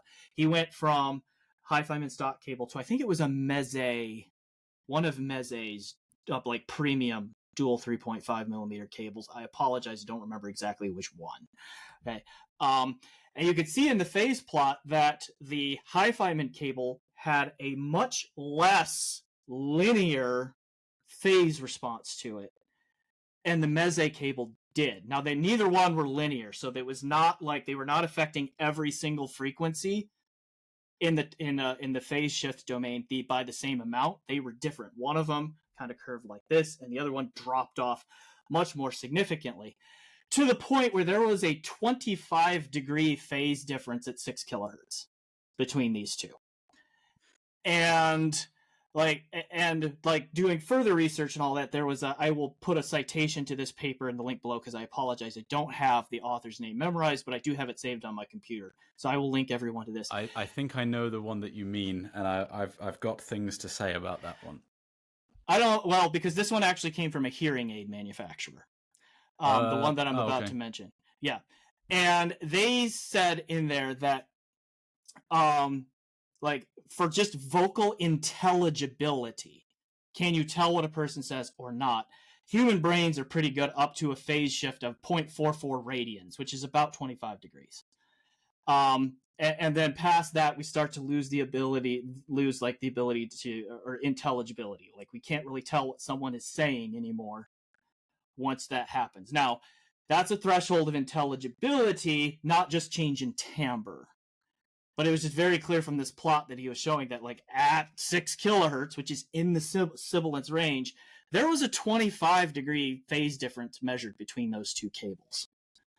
So, okay, there's a few things I'd say about that. One is that when measuring with Room EQ Wizard, particularly, well, there's a few ways in which you can actually have it basically calculate the phase or measure the phase. You can do just relying on what it thinks the timing is. If you're using an ASIO device or something, you can have an acoustic timing reference. It's very easy to get inconsistent results if you don't do it properly. It took me a little while to actually figure out how to get it consistent. So that's one thing. Run-to-run variation, if it's not configured correctly, can be quite different there. So that I wouldn't trust that without seeing not just a single run of each, but do 5-10 runs of each one. Yeah, then and I don't know how many this guy did. I don't know how good he is at this. It was just a bit odd to me that he's like, there's no difference, when clearly his own plot is showing that right at 6 kilohertz, there's this 25-degree shift. But anyway, go on. The other thing is that if a cable does make a difference to phase response, it's going to make a difference to frequency response. So this is one thing where, like, you can in certain cases, like there are edge cases where cable. I'm not a cable believer generally, but there are edge cases where it can. The RAL headphones are an example where, because they're ultra low in impedance. So the resistance the driver in is there lower is impedance than the cable. Having the cable be lower impedance. Well, because that's a damping factor shift, basically. Yes, it's the same kind of effect of the output impedance and damping factor. But but then, you can literally have the headphone just be louder. But then also, because you're running it through a transformer, the inductance of the cable can make a difference to treble roll off. That'll then cause a corresponding phase shift. But any kind of analog, so non-digital domain like convolution filter or something, because with a digital domain adjustment, you can, if you want to, adjust phase and frequency response independently. In the analog domain, be it an analog EQ device, if you are changing the driver itself or the cables or anything like that, if it's changing the phase response, it's changing the frequency response, and vice versa. It's not possible to just through wave superposition, right? Yeah. No. Again, it's just the fact that it is a minimum phase effect. So analog EQs are minimum phase devices. A cable is, even though it has basically no effect, it is still a minimum phase device, which means that it's not possible for it to actually impact just one of these things. So if you're seeing a change in phase response from swapping a cable and you're not seeing a change in frequency response, I would bet any amount of money that it's just a measurement thing. So you got to be a little bit careful when you're doing that. The other thing is that if that was the case, someone would have written a paper about it already, or a cable manufacturer or something, because it would be very easy to show, and there'd be a lot of financial incentive to do so. So that's always a good question to ask, is if there's something like that which is quite easy to demonstrate, why haven't any of the people with a financial interest in doing so done so yet? So I'm in fact, maybe a good time to mention, I have an outstanding offer because, for years, the James Randi Foundation had an outstanding offer to anyone that was able to demonstrate what they called supernatural abilities. So this included telekinesis, talking to the dead, that kind of stuff, and also being able to hear the difference between cables. And there was a $1 million prize for anyone who was able to do that in a blind test, and no one was ever able to claim it. James Randi unfortunately passed away a few years ago, and the Randi Foundation no longer has that. Well, that's convenient. No, but I have something similar. I have offered to a couple different people, Jay Ziyagi, Koji from Convince Me Audio. I said, if you want to pick any two cables that you like, as long as they're not like, completely non-standard. There are some speaker cables which literally have resistor networks in them. So yes, it's going to change sound because it's completely changing the impedance curve and frequency response of your speakers, because it's not just a cable. It's a passive EQ device. Any just regular cables, if you want to come here, we'll set up a proper blind ABX test, and if you can pass it, I will just give you £1,000. But both of them said that they wanted to do it and then have not since taken up the offer. It would cost me more than £1,000 to get there. If you're ever in the UK, the offer is outstanding. If there's anyone with a YouTube channel stuff, the only caveat is we film it and post it no matter what the results are. So if you pass, then that's a very interesting result. But yeah, the thing with cables is that no one has ever been able to actually show in a properly controlled test that they can hear a difference. And, going back to what you said about sort of feeling confident about it because the difference seems so obvious, it might feel that way, but the problem is that people don't realize how massive a factor expectation bias and placebo can be. I mean, even just that's true, but I'd never put a headphone cable on and think this one's going to hurt my ears. I expect it to do that. Like that's an emergent property of having to listen to. Then it's much more likely that you will perceive that. But right. Well, again, but the thing is, like, how did I realize it in the first place? If I didn't expect it to happen, and an expectation bias is like the cause of that, that doesn't make sense. Yeah. Right. I mean, so I have actually measured like the Hyperman stock cables and stuff on this particular thing. I don't know if it was the same thread, but there was some argument on HeadFi somewhere about it. And yeah, basically you can show that the headphone in both phase and frequency behaves absolutely identically. That there are, with certain really low impedance IEMs, the impedance of the cable potentially can make a difference. Again, it's not one that's going to be kind of like, fairy dust and we don't know why. It'll show up in the frequency response because it's an impedance curve thing.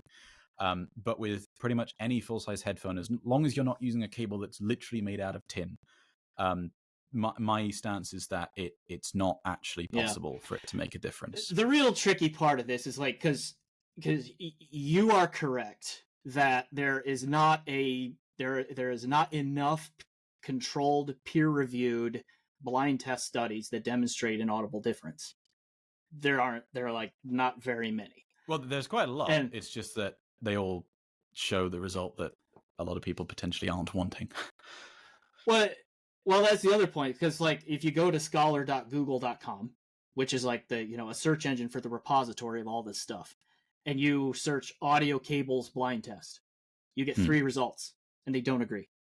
If you go to AES, there's quite a few more. Well, but this pulls from AES too. Like that's the way that Google Scholar works. I'm just saying there are quite a few more if you just go on AES directly. There's definitely more than 3. Okay. Well, put them up. Let's get those citations. I'll put them in the description. Put them in there. So like share, because like I keep I keep getting on Google Scholar, which again, like that is the search engine that gets used a lot. So if you want to find some scholarly work, you go and you search on there. It pulls all of them, all the professional scientific journals on. If you search audio cables blind test, currently 3 papers, and they don't agree. That's not enough to claim one way or the other that we can or cannot hear these differences. It's just not enough. Well, I in think either direction. The problem is that it's not even about necessarily hearing the differences. It's about showing differences, period. Because with things like DACs and amps, there's obviously a lot of argument about whether there's audible differences and stuff, but it's trivial to show that they absolutely are behaving differently. And so I'm very much in the camp of yes, DACs and amps do make a difference, and I've done control. I definitely agree with you on that. But anyway, carry on. I've got a video on showing just discerning the difference in a blind ABX test between oversampling filters. Never mind even the rest of the hardware. Just that alone shows that yes, DACs can sound different. But in terms of cables, it's a case of no one's actually been able to show a difference at all, let alone then debate about whether it's audible. The only cases where there have been differences shown are either in those edge cases like certain electrostatic headphones, just because the electrostatic headphones are effectively a capacitor. The capacitance of the cable can change the tuning of the headphone. Really, really low impedance headphones, be it those RAL headphones or ultra low impedance IEMs, yes, again, they can make a difference, but you can show that difference very easily. It's not an unknown quantity. But with just regular headphones and regular cables, or regular speakers and regular cables, for the most part, no one's actually been able to show that there is a difference. And no one's been able to show that there is an audible difference in a blind test, which my view is that it's a little unfair to kind of say, well, we don't have evidence one way or another, because actually we do. It's just that the evidence does stack up in favor of it's not making a difference, and until there is something which can, because that's the thing, you don't need to show that there is something measurable. If you want to show that there is something audible, you can skip that step. You can look, I'm doing. You can go right to the audible blind test. Yeah. I can show demonstrably that I can hear a difference. Now we can talk about why. If you can show that in a controlled blind test, that shows to a statistically significant degree that there is an audible difference, and then you can investigate it. But you can't discard all the evidence in both of those camps when it stacks up the other way, unfortunately. Yeah. But that's why I have that offer outstanding. It's not me going like, oh, I think everyone's wrong. No, I think it's great content one way or the other, and it's something interesting. I can't really just do it myself, because then all the people that think cables don't make a difference will just go, well, duh. And all the people that do think cables make a difference will go, well, yeah, you don't believe in cables anyway, so you're the wrong person to do this, or you're just going to say that they don't make a difference no matter what. So I need to get someone who does feel that cables make a difference to come and do this test. This is a tough one too, because you're right. Like, I have been assembling the equipment to like try to blind test myself, but like we're going to run into the same problem. It's like, if I do the test, then everyone's going to say, well, you got what you expected, right? It's completely fine the other way, because as long as the test is properly controlled, it doesn't matter if you believe you do or don't. Showing a positive result is you can deliberately fail a blind test, right? You can, even if you can absolutely hear an obvious difference, you can just intentionally get everything wrong. You can't fake getting them all right. Yeah, that's so not possible. This is actually, like, I don't know how much more time you got. How much more time you got? Because I'm good to keep going. Yeah, you're good to keep going. Okay, well, we'll keep going, and I only do 2 episodes, or an episode every other week. So if it's long, great. Then people can just enjoy it, right? So this like kind of leads me into this other narrative, which I think is very much related to the conversation we were just having, which was fascinating, by the way. So thanks for having that in a level-headed, non-shouting at each other way, because that's kind of rare. I think it's important to have these conversations in level-headed ways. Honestly, my biggest issue with audio and the audio community, which there are so many fantastic people in this hobby, but people get very aggressive and entrenched in certain, like, they take things as personal attacks when they shouldn't. Some of my favorite people in this hobby are the people that I can disagree with something about, disagree with them about something, and have a completely sensible, calm, constructive discussion. Because that's how stuff moves forward. Nothing moves forward in science generally by someone just going, nope, I think this is true, it's always been true, and I'm not even going to bother to look at it or consider any evidence. That's unscientific. Well said. And no one gets anywhere by just bickering at each other either. You have to talk about these things sensibly. And that's with this blind testing. If someone comes here and shows and gets a p-value of 0.001 or whatever, I'm going to be like, okay, there's something here. We should look at this. This is fascinating. I'm not going to be like, no, I've done something wrong. I can't change my views. I'm putting the money up basically to try and encourage someone to actually come and do it. Not because if I can ever get to Can Jam London or whatever, I don't know if that will ever happen. We could do that, because like I'm with you. Like, I am a scientist, and so it's like, follow the evidence, right? And so it's one of those things where it's like this whole process starts, like the process of science starts with observation. You notice something that you didn't expect. What caused that? Yeah. Right? And it's like, I was a cable skeptic for a very long time. And then I like listened to some, and I'm like, whoa, hang on, something is changing here. Like, this did not sound the way I expected it to. It did not sound the way I was used to. What happened? Oh, wait, I grabbed this different cable. Not this cable. This is just the cable that I'm using. Right. And like, something changed. Well, that's weird. Did I change anything else? Is there any other settings? No, everything is exactly where it was. This was the one thing that changed. Now something is different. It's just so there can be some quite humbling. So one particularly humbling experience I had, which really kind of made me realize, oh crap, that, like, expectation bias is an incredibly powerful effect. Is I was comparing a couple of years ago, and I was wearing the HD800S, and I was sort of trying an EQ profile, and I sort of like was randomizing it, and just I had my head down, I was clicking to turn it on, turn it off, listening for a bit. I was like, I prefer the bass with it on. And the treble's not quite as good with this one. Sort of switching back and forth. And I was like, okay, no, this one definitely sounds better. It's just way more detailed. And I look up, my mouse isn't even on the button. I wasn't changing anything.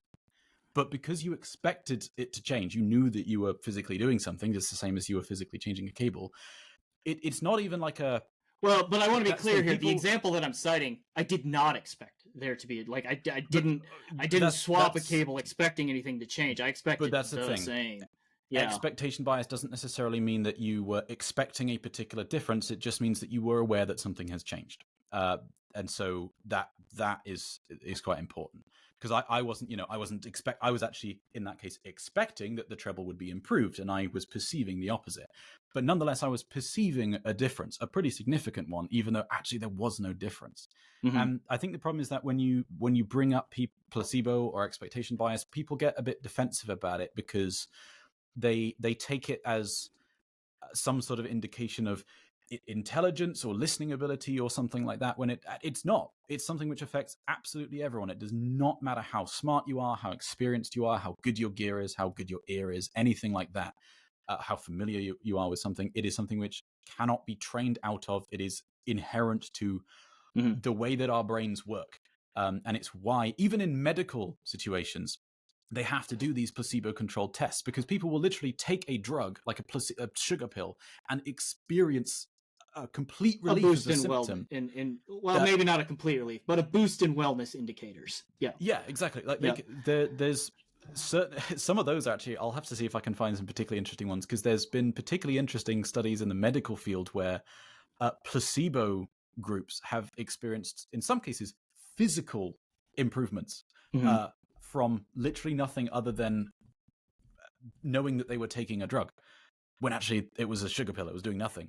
And so, I think people don't realize, because the argument of, no, it can't be placebo, it's too obvious a difference, not realizing that actually is a completely incorrect placebo argument. Can be a very powerful thing. It can be. I do want to. No indication of. I do want to comment on the placebo effect, though, because I think in audio, I think we also use that term inappropriately, and then it's also a hypothesis, right? Here's what I mean by that. As far as I'm aware, and in trying to find this, there's not a single documented case of anything like the placebo effect outside of the clinical medical setting. It seems very isolated to that. We're not sure what the placebo effect actually is, because it's a complete mystery, as you point out, because yes, some people get the control treatment in these medical studies, which is like a sugar pill or a saline injection, right? Something that we know is not going to boost wellness indicators on its own, right? But they still feel better. They still demonstrably improve in some measures of wellness. And of course, whatever the measure of wellness is depends on what is being studied and all of that stuff, right? Okay. And it can, as you point out correctly, it can be quite powerful. Right, the placebo effect can be, but we still don't really know what it is or what's really causing that. So it's this kind of placeholder term that we've put in there that said, well, it's a placebo effect. They got better taking the control, and there it is. It's a broad term, right? Like it is. But in the context of audio, you have to be really, really sure that the control is a control, first of all. So two things that may measure very close could possibly be perceptibly different. Maybe. We don't really know. They could, but that's why you have to do blind tests. Yes. Okay. So if you're not 100% sure that the control is actually a control, then it can't really say for sure placebo effect. Okay. Well, I mean, that's the other interesting thing is there's a lot of things which we take for granted as being very audible that we don't actually have a controlled study into whether or not it is audible, because people just kind of assume that we don't need one. The problem is that if you actually want to answer it, even for something like if you wanted to ask the question of are two different frequency responses audibly discernible, we have studies in various contexts that show that is the case. But then, directivity of speakers and reflections, like you can get down to really fine-grained questions about phase differences, particular frequency response effects. What about if it's two peaks within the same critical band of hearing or something, which we don't have direct answers to, and probably never will, because there's no financial incentive for anyone to do a study on it. But the point is that you can't take it for granted that it is true just because of a lack of evidence, just as you can't take it for granted that it isn't true because of a lack of evidence. And that means then that having a true control, and thus a placebo effect, doesn't really apply. right? You don't necessarily need a control in the sense of you can't necessarily have a control in terms of we know that this isn't audible, because for so many things we might not know that's the case at all. Right. So you can't, like if you're testing the difference between, okay, so, let's use the example of cables again. Sure. My position is that we do have sufficient evidence to say that they don't make a difference. But if you were to say that there is no evidence and there's no testing that's been done, your hypothesis is that they make a difference, but you can't treat they don't make a difference as a control. We don't know that. The point is that with a blind ABX test, if it is properly controlled in the sense of other variables are removed, your understanding of which one you are listening to has been removed. So you can't use that to know or answer the question. Well, I mean, that is a blind test. What you're exactly. describing. The point of a blind test is to remove extra variables and leave only the thing that you are testing. You are only leaving, can I hear this? Agreed. If you do a sighted test, then it doesn't actually matter how much study we have on that particular thing. The fact that you can see what is being plugged in, or you might know something about how it's been built or how much it costs or whatever, that alone is going to some degree influence your perception. And so that variable cannot be ruled out as causing the difference you are perceiving. And, yes, and that's the other thing. I do agree with you on that from a methodological standpoint. Absolutely. Like the point that I'm getting at here is, like, in the medical setting, the test subjects don't know if they are in the experiment group or they're in the control group. The one that's in the control group and that's the blind part of it, right?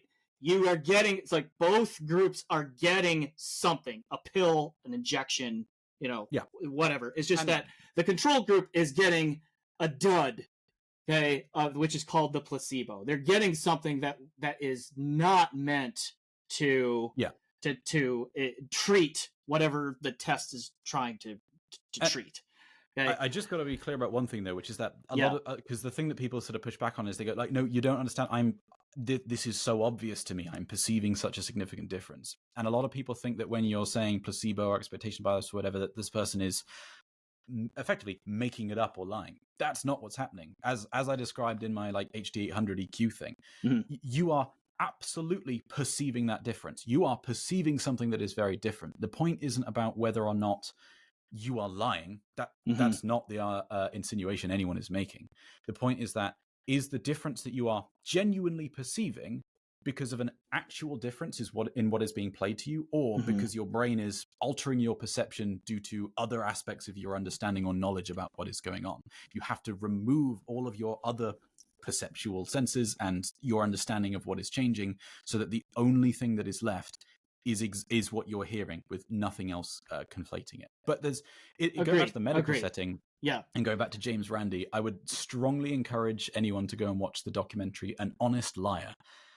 It's on YouTube, and James Randi was a magician, and in the later parts of his life, he basically dedicated his life to exposing like fake mediums, telekinetics and stuff. And boy, did we need him in this world of AI. But anyway, go on. But like the faith healers one was really interesting, because there were so many examples of people that, like couldn't walk. They had chronic pain or something. And then this faith healer does something and they're just up, throw their cane away and up and walking. And it's like, clearly this person is experiencing a massive relief from this symptom. The question isn't whether or not they are genuinely experiencing that relief. Obviously they are. They are walking. The point is this because, God has healed them? Or is it because of something else? They are experiencing a rush of adrenaline, or just the suggestibility has led to them, perceiving less pain. Okay. And to bring it back to the placebo effect is an important point, because both the control group and the experiment groups in these medical clinical studies, something has happened to them. They took a pill. Yes. They got a shot. Something happened. They don't know what it is. So, but the brain is like, oh, something.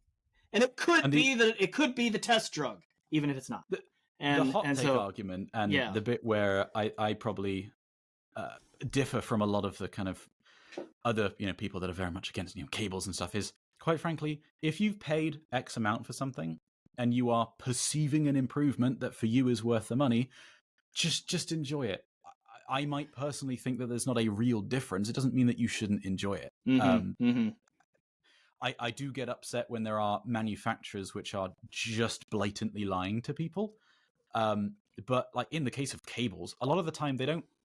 They don't make claims about like, oh, it's, you know, improving timing accuracy and this and that. They're like, no, this is a nice cable made out of silver and whatnot, and we've got nice braiding and it looks like they just describe how it's constructed, and they don't make fake claims about what it is.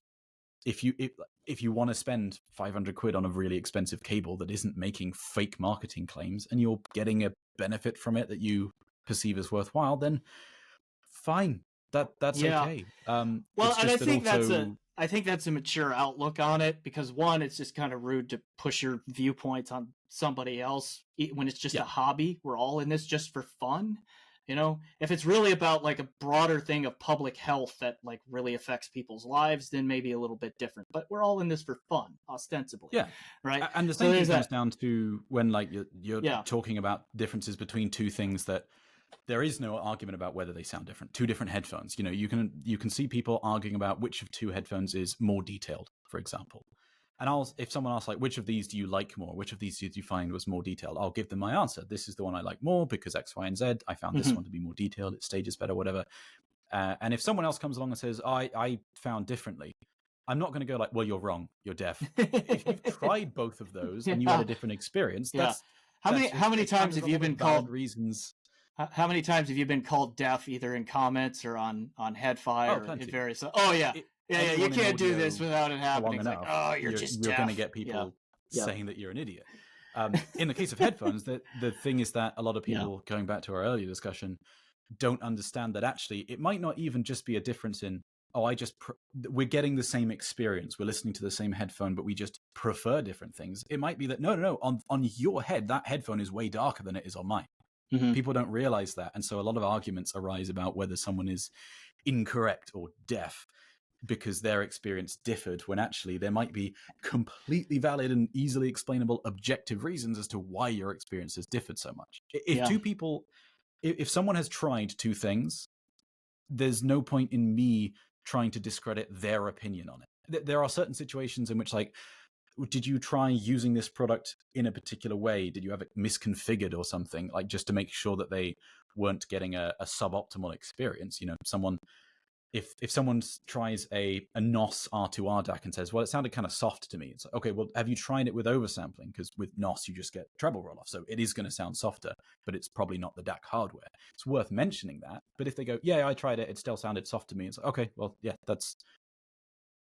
there's no point in me trying to say you're wrong. That was your experience. Why am I going to try and discredit it? Yeah. So people need to be more civil in this. Yeah. Well, agreed on that too.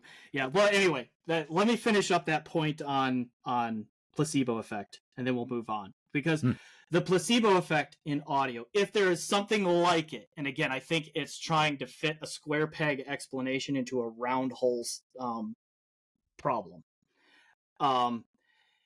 If there is something like the placebo effect happening, that too is a hypothesis. We don't actually know if that's why people are perceiving a difference or not.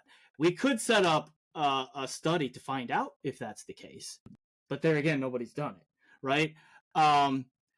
So like that, because even in medicine, they don't know what the placebo effect actually is or what exactly is causing it.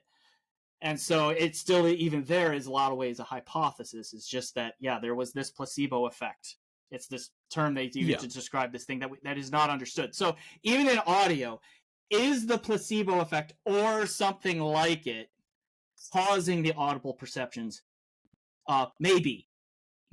But that is a hypothesis. Then we just basically study. Come down to what the null hypothesis should be, i.e., the burden of proof is on the person suggesting that something is true in the face of evidence, right? And so it's a question of, if someone says like, no, I don't think that you can hear the difference between two different models of headphone. I think that they sound exactly the same. If they demonstrably behave very differently, then all the evidence we have suggests that no, they should sound different, and it's on you to prove that they don't. In the case of something like cables, all the evidence that we do have, there is a vast wealth of evidence supporting the idea that they don't make a difference. And so the null hypothesis is no, that there is no difference. And so it's not fair or scientific to assume the thing that all the evidence does not support is the case until it is proven. That's where it comes down to. So that's the thing. I personally am not of the camp that no, cables absolutely do not make a difference. It's not possible. And if you think that that's the case, you are completely incorrect. And I'm 100% certain about it. My stance is we have overwhelming evidence that says that they don't. If you feel that that's not true, okay, let's test it. But at the moment, it's the scientific conclusion is that they don't. That doesn't mean that it's not true. Again, I'm going to ask you to put up those citations because I'm not finding them. I'll send those papers, but we can also just talk about just the electrical parameters, right? I mean, just the fact that outside of megahertz range effects, like in RF electronics, there's a lot of things in which this is why digital cables have characteristic impedance specifications, for example. And so actually digital cables, weirdly enough, even though this is the one where people often think that, it's just ones and zeros. So if it works, it works. Actually, my view is that digital cables are the one example where you can get some cables which can be pretty detrimental. The ironic thing is that it's the hyper expensive audiophile ones that are often made wrong and make jitter worse. So that there could be an audible difference. You can show a measurable difference between them, but it's the silly expensive ones that are doing a worse job. Mm-hmm. But with just audio bandwidth stuff, or even if you were to just add a safety margin, go up to 500 kilohertz, whatever, there is nothing at the moment that we can show in terms of it making any kind of difference in the signal that is being transferred along. And so again, it's a case of you have to explain what the difference could be. It's not even a case of there are differences. We're just debating about whether they're audible, like DACs and amps. It's we can't find differences yet, and so people need to kind of put up that evidence first. But yeah, I'll find those papers and I'll send them to you so you can link them with the description. Yeah. Let's do that. Because like every time I go and search, they don't come up. So if they're out there, great. Yeah, they're just not coming up in the most powerful search engine we have, which is weird. But the one paper that I think is worth mentioning because it has been talked about in the audio community a bit, and I think people massively misunderstand it, is, I can't remember the name, but it was by Milan Kuncha, and he showed measurable differences between cables. And a lot of people then took this to mean like, see, clearly this is the evidence we've been looking for. The problem was that all of the effects he was showing were all the stuff that everyone already knows about in RF electronics. Like, yeah, if you have gigahertz or 10 megahertz level signals, the speed of light is a problem. So electrical reflections can be a problem. The characteristic impedance of the system and cable needs to be controlled. So all of the effects that he was showing were so far above the audio band frequency that it's not even about whether or not you're hearing it. It's just that nothing is coming out of your devices that is even anywhere close to those frequencies in the first place. So he was basically rehashing things that have been known for many decades and attributing them to audio quality without any kind of actual listening test evidence. So that one is worth mentioning just to point out. Yeah, I know what paper you're talking about, and like I know that his oscilloscope was set in the gigahertz range. Like it had a gigahertz sampling rate so that it could capture what was going on. But pretty sure he had a lot of test tones through the audio band that were showing differences too. No, that was kind of the problem. Okay, I will have to go back and look. I've read it a couple of times. I'll have to go back and look at that one. Amir from Audio Science, myself and Amir have our differences, but he did do a very good response video which goes through a lot of the details on that paper. If anyone's interested, that's on his YouTube channel. You see my grimace. I have my differences with Amir too. I'm banned from Audio Science Review. So. Oh, I see. Okay. Well, I mean, if I'm not, I don't get on there and interact. There is having the word science in your name does not make you a science site. Like that's, yeah. Hey, this narratives topic is a fun one, isn't it? And you can tell because Cameron and my conversation went on for over 2 hours in this case. Hopefully you, the audience, are getting a lot of good information out of this. Here's a quick reminder to stick around after Cameron and I are done because there will be a full demo track from C.S. Rucker in collaboration with Loon and the Human Ones. So make sure to check out that new music here at the end of the episode. And then once more, a plea that if you are a music artist or you know any music artists who would like to be or gain exposure before our music loving hobby, please let me know, get me connected to them, and we will get them in this rotation here. All right, Cameron and I have a few more narratives to discuss, and then stick around for that demo track. Here we go.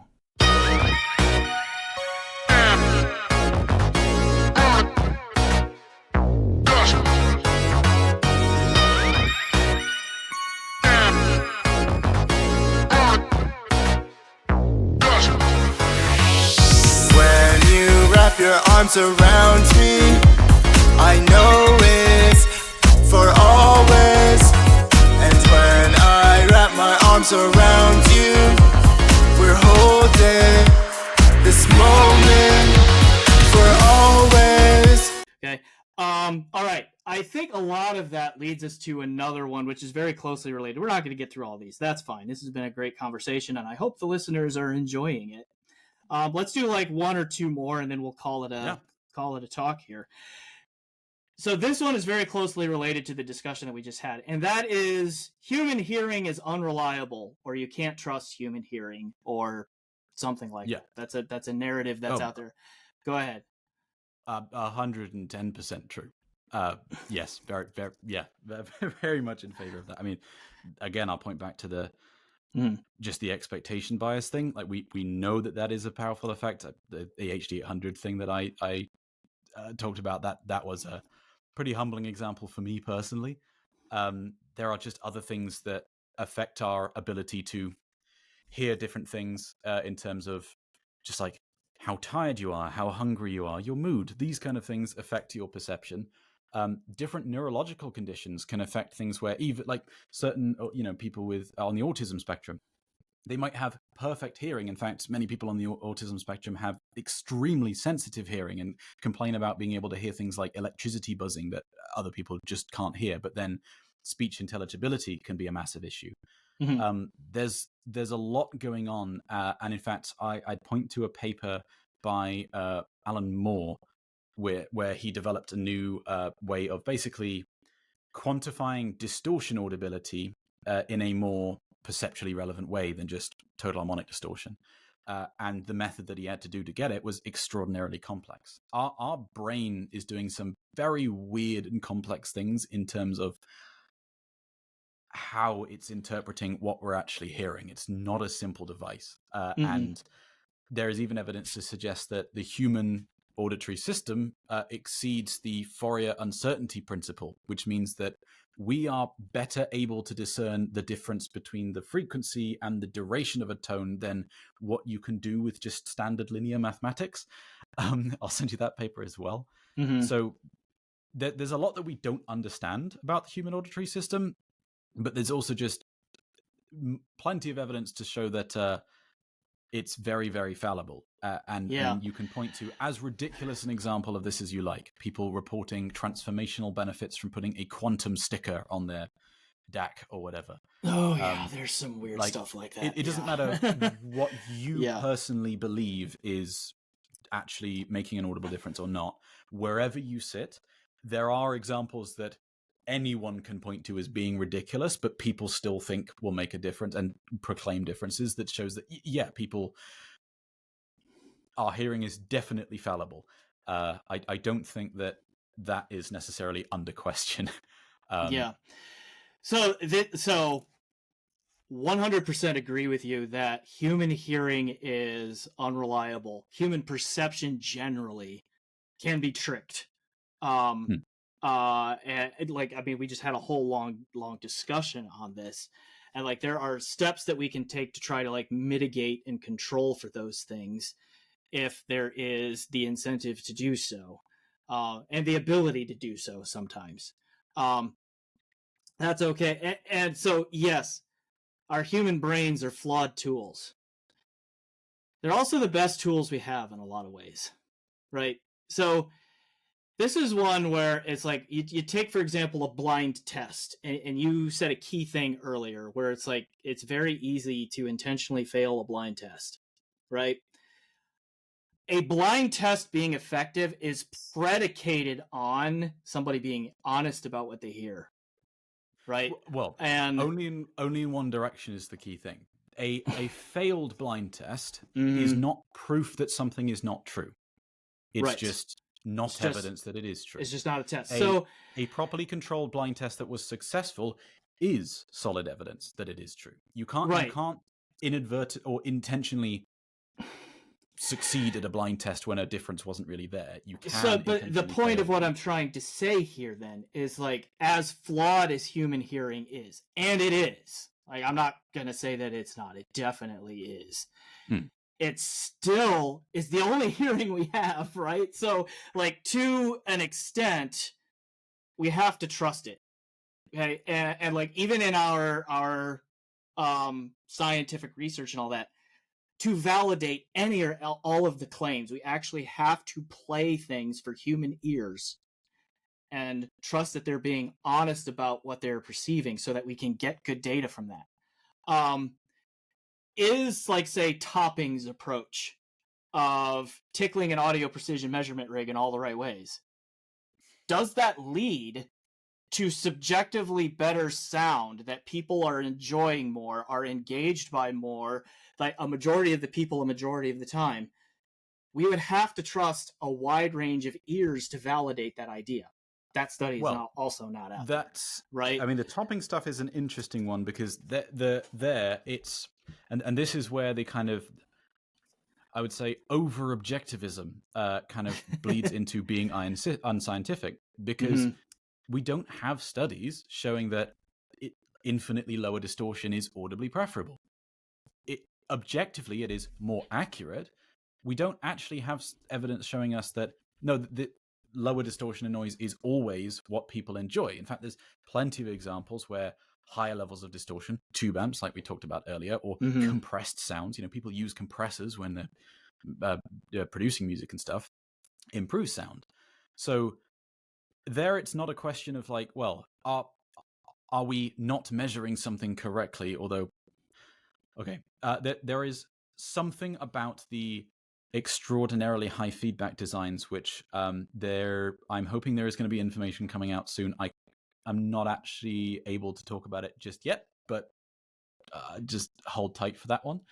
But the bit that is able to be discussed right now is it's a bit of a case of, just because something is lower distortion, that doesn't equate to it sounding better. We don't actually have evidence for that. So it's more than fair to say this is technically more accurate. It's not necessarily more fair to say that this is going to sound better.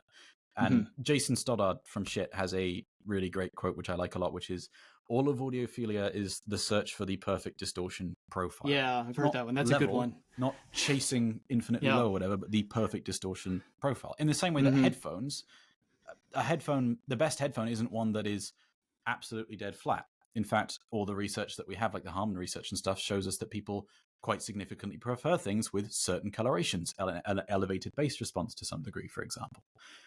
And so, yeah, that's one where people are unscientifically, in many cases, equating better objective performance to better subjective sound when we don't have evidence for that. Right. And that can be a mistake. There are various cases where I think that better objective performance, at least in my own experience, has just always been better. Like better jitter performance in DACs, I've always found to just be a good thing. But then there are certain cases where, like the one I use the Wandler GoldenSound Edition as my main DAC and my headphone setup, and I leave tube mode on most of the time. That adds a ton of harmonic distortion, but it sounds better to me. So yeah, that one's definitely a divisive question. And divisive, yes, but it also just comes back to, and I brought it up to just illustrate the point that, as flawed as human hearing and perception generally is, like, we're stuck with it, right? Like, and so to some degree, we still have to trust it. We can be skeptical of it. We definitely can and should devise tests that accounts for the ways we know in which it can be tricked and that sort of thing. And I'm definitely in favor of all of that. But like at some point, we do still have to look at a person and say, are you hearing this? Yes, no. And take them at their word with their answer, right? And I think that that's fair to an extent. But I also just think that it's the issue I have with it is that many people then use that as an excuse to not go the next step. To like, people basically argue against doing blind tests or whatever, like they're really in favor against them, and that I think is okay. Well, it's fine to say that. I'm just going to trust my ears for now. But if you are quite vehemently against actually testing whether something is real or not, then that if anything, kind of shows that maybe you're worried, maybe you aren't trusting your ears, maybe you're a little concerned that it's not. Well, really, it's also, I mean, we're more science-minded guys. It's anti-science, right? To do that. So So I guess as the narrative goes, I built. Actually, hang on. Let me just grab it. 1 second. I won't be able to hear you for 10 seconds. Well, boy, I can say whatever I want right now. So Cameron has a very large head.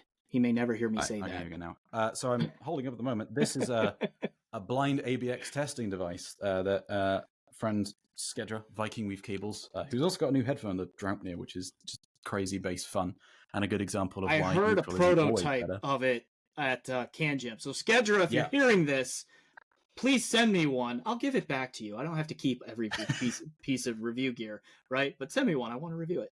But like this basically, it's got XLR ins and outs, a couple pairs, both for headphone amps and for DACs, and then outs there, ins there, controlled by an Arduino. And this is a big bank of relays, and the software basically you tell it how many runs you want to do, and it'll set up that many. You can go A, B, and X, and you have to try and say whether X is B or X is A. You can switch back and forth between them, or you can listen to X. And also the bank of relays has many more relays than are needed, and they switch in a completely random sequence each time, so you can't even tell whether it has or hasn't switched. Like even if you are on A and you click A, it'll still do a random switching sequence so that the noise of the relays is never a tell. So this is a way to do a properly controlled test between two DACs or two amps, and I use that a lot, explicitly because I know when I can't trust my ears, and you have to. I do feel it's important to verify these things. Like I could just review things and kind of say whatever I want about them. And the problem is that a blind test doesn't tell you. A blind test tells you whether you can indeed hear a difference between something. It doesn't necessarily tell you whether the specific difference you think you are hearing is actually real. Like you could potentially be experiencing a bigger soundstage or something, or more detail between two devices.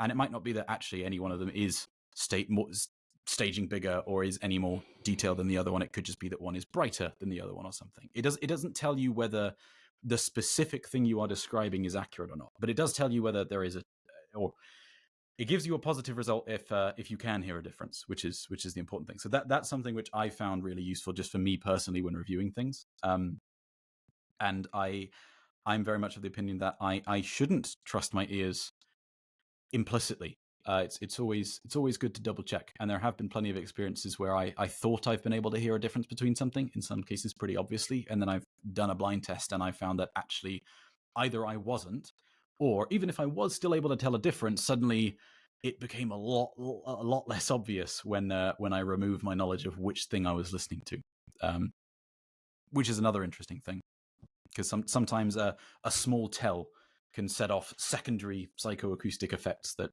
kind of go away when you don't know what you're listening to.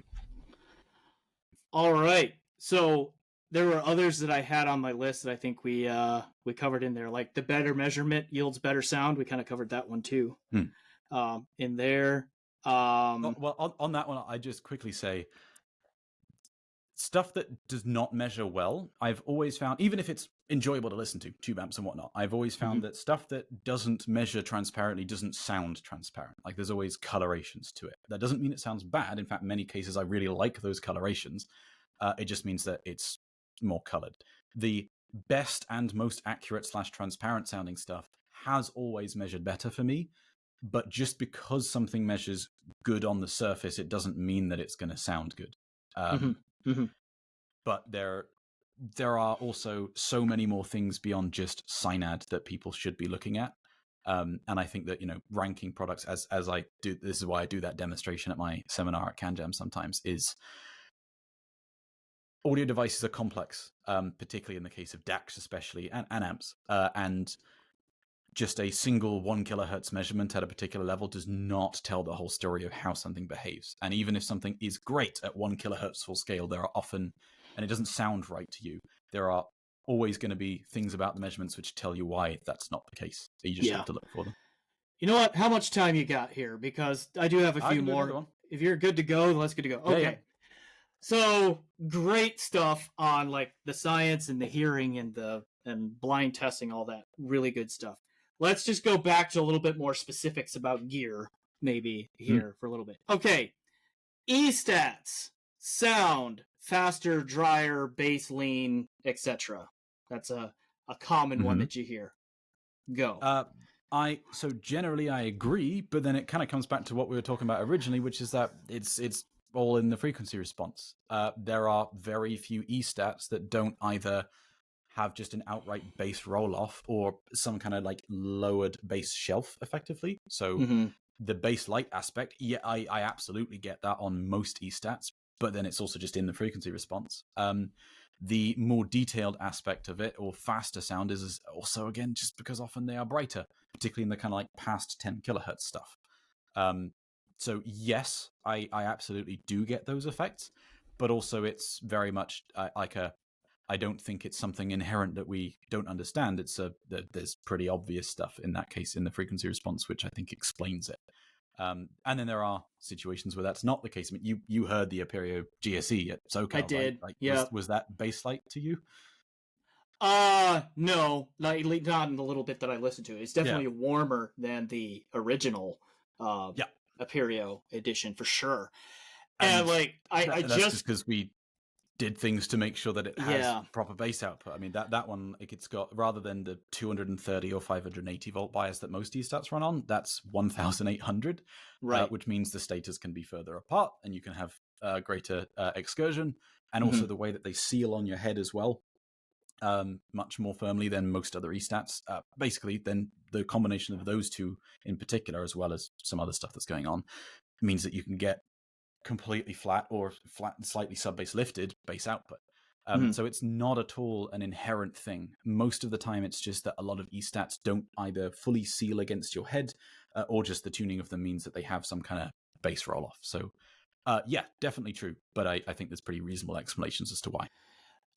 Yeah, and I think there's been a conflation here a little bit with this E-stats are, drier, brighter, leaner kind of thing. I just recently published my review of the Odyssey Carbon 2, which is an E-stat that has a fair amount of bass, right? There's definitely a lot more, particularly mid-bass presence on that one. It does roll off a little bit in the deep sub-bass. You get below about 40, 50 hertz or so, there's a roll-off there. And that sort of thing. And then, of course, like, I've not reviewed it yet, but I've heard it a couple of times at CanJams, and it's that Dan Clark Carina. Yeah. Right, yeah. which is like more of a Harman-tuned E-stat. In there, because Harman tuning is kind of Dan's thing. And like the Carbon 2 in particular, like, I didn't love the original Carbon. I liked the Carbon 2 a lot. The Carina, and like you said, the Apereo GSE, all that, which is definitely warmer tuning and all of that. I think that a lot of what has defined the E-stat sound has actually more of just a description of like the Eastern tuning, right? A lot of it is just the fact that Stax models exactly, because like, here's the thing: if I say E-stats, what's the first name that comes to mind? Stax. Yeah. Where is Stax from? Japan, right? And as I talk to like a lot of industry types and all that, like they'll tell you that there is like a Japanese tuning that is a bit more mid and treble forward. It is a little bit more bass lean. It is a little bit more detail forward in how it's done. And since Stax was like the name in eStats for so long, I think that tuning, as you just said, it's a tuning thing. That tuning kind of became the definition of the eStat sound, right? Yeah. And now 100%. we have some models out there that are challenging that notion. Yeah, I think that really is just it. It's not at all a thing about eStats inherently. There are plenty of models from Warwick, Sennheiser, Audeze, and Perun, which completely go against these stereotypes. I think it's just that Stax has been the prevalent brand in the eStat area, and they pretty much all have certain characteristics that are shared between them to some extent, mostly being some kind of bass roll-off or shelf or something, generally brighter upper treble, often a little bit of a kind of excess, like some people call it Stax honk, it kind of like 1 to 3 kilohertz area as well. Yeah, and so people have kind of come to associate these with eStats when it's not actually an eStat thing, it's a Stax thing.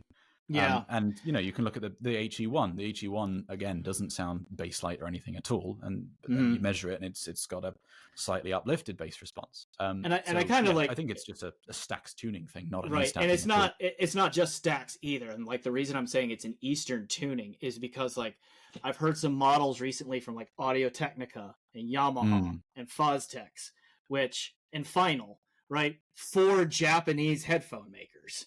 Right, that are like they have a lot of models that have that same kind of tuning of a bit mid and treble forward, bass lean, a little bit detail forward in the presentation.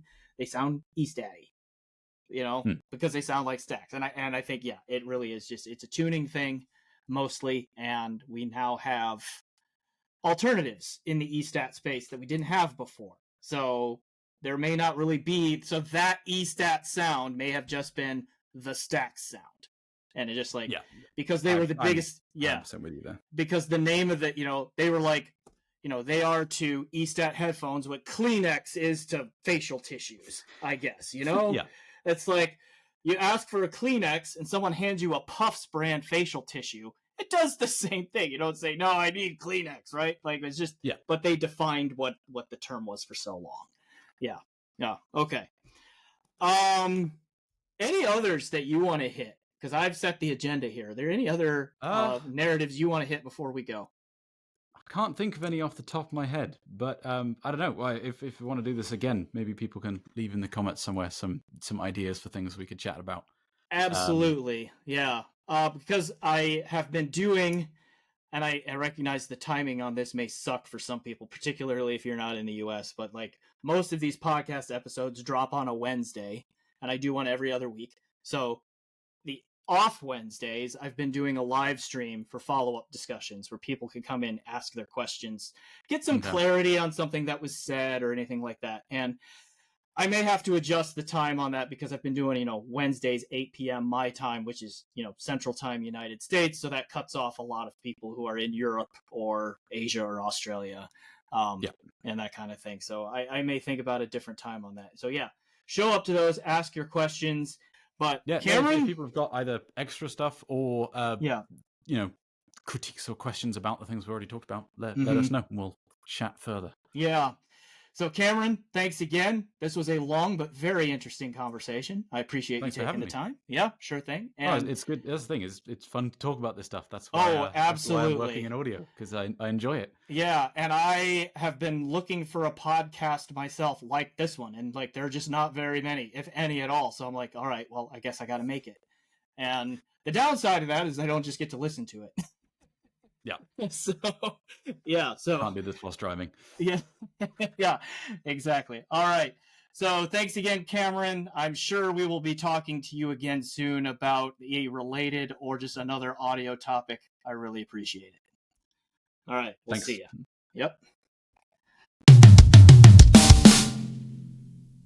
Well, that was certainly a lot. I hope you enjoyed listening and learned some stuff on the way. I know that I learned a few things, but I really appreciate Cameron taking the time to come here and discuss his views on these narratives.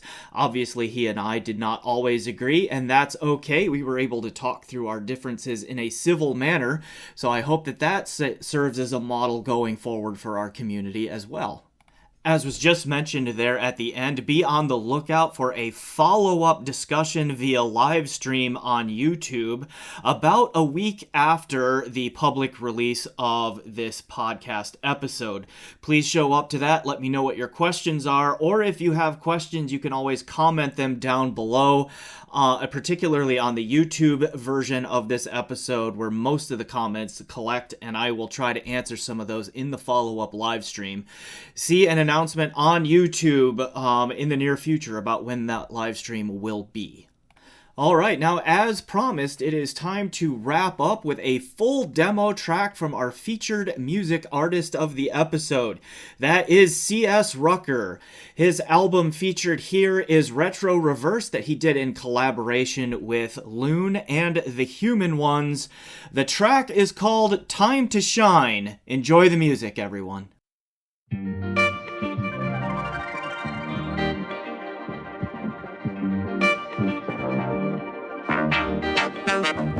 Let's go crazy. Tonight's the night, don't hold back, baby, because the time is right. Yo, let's take it. You know the world is mine. I'm on fire, and it's time to shine.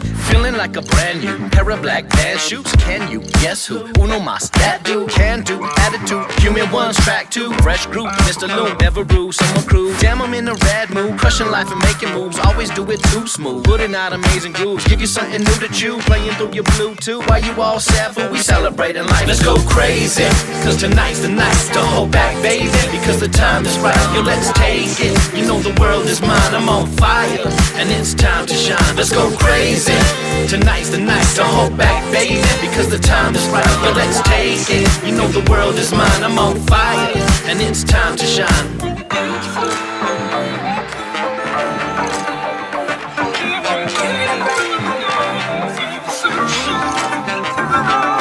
Woke up this morning feeling blessed, so fresh. Just gotta celebrate, today's a new day. And I'm feeling great, I'm feeling fine, I'm feeling quite alright. How about you?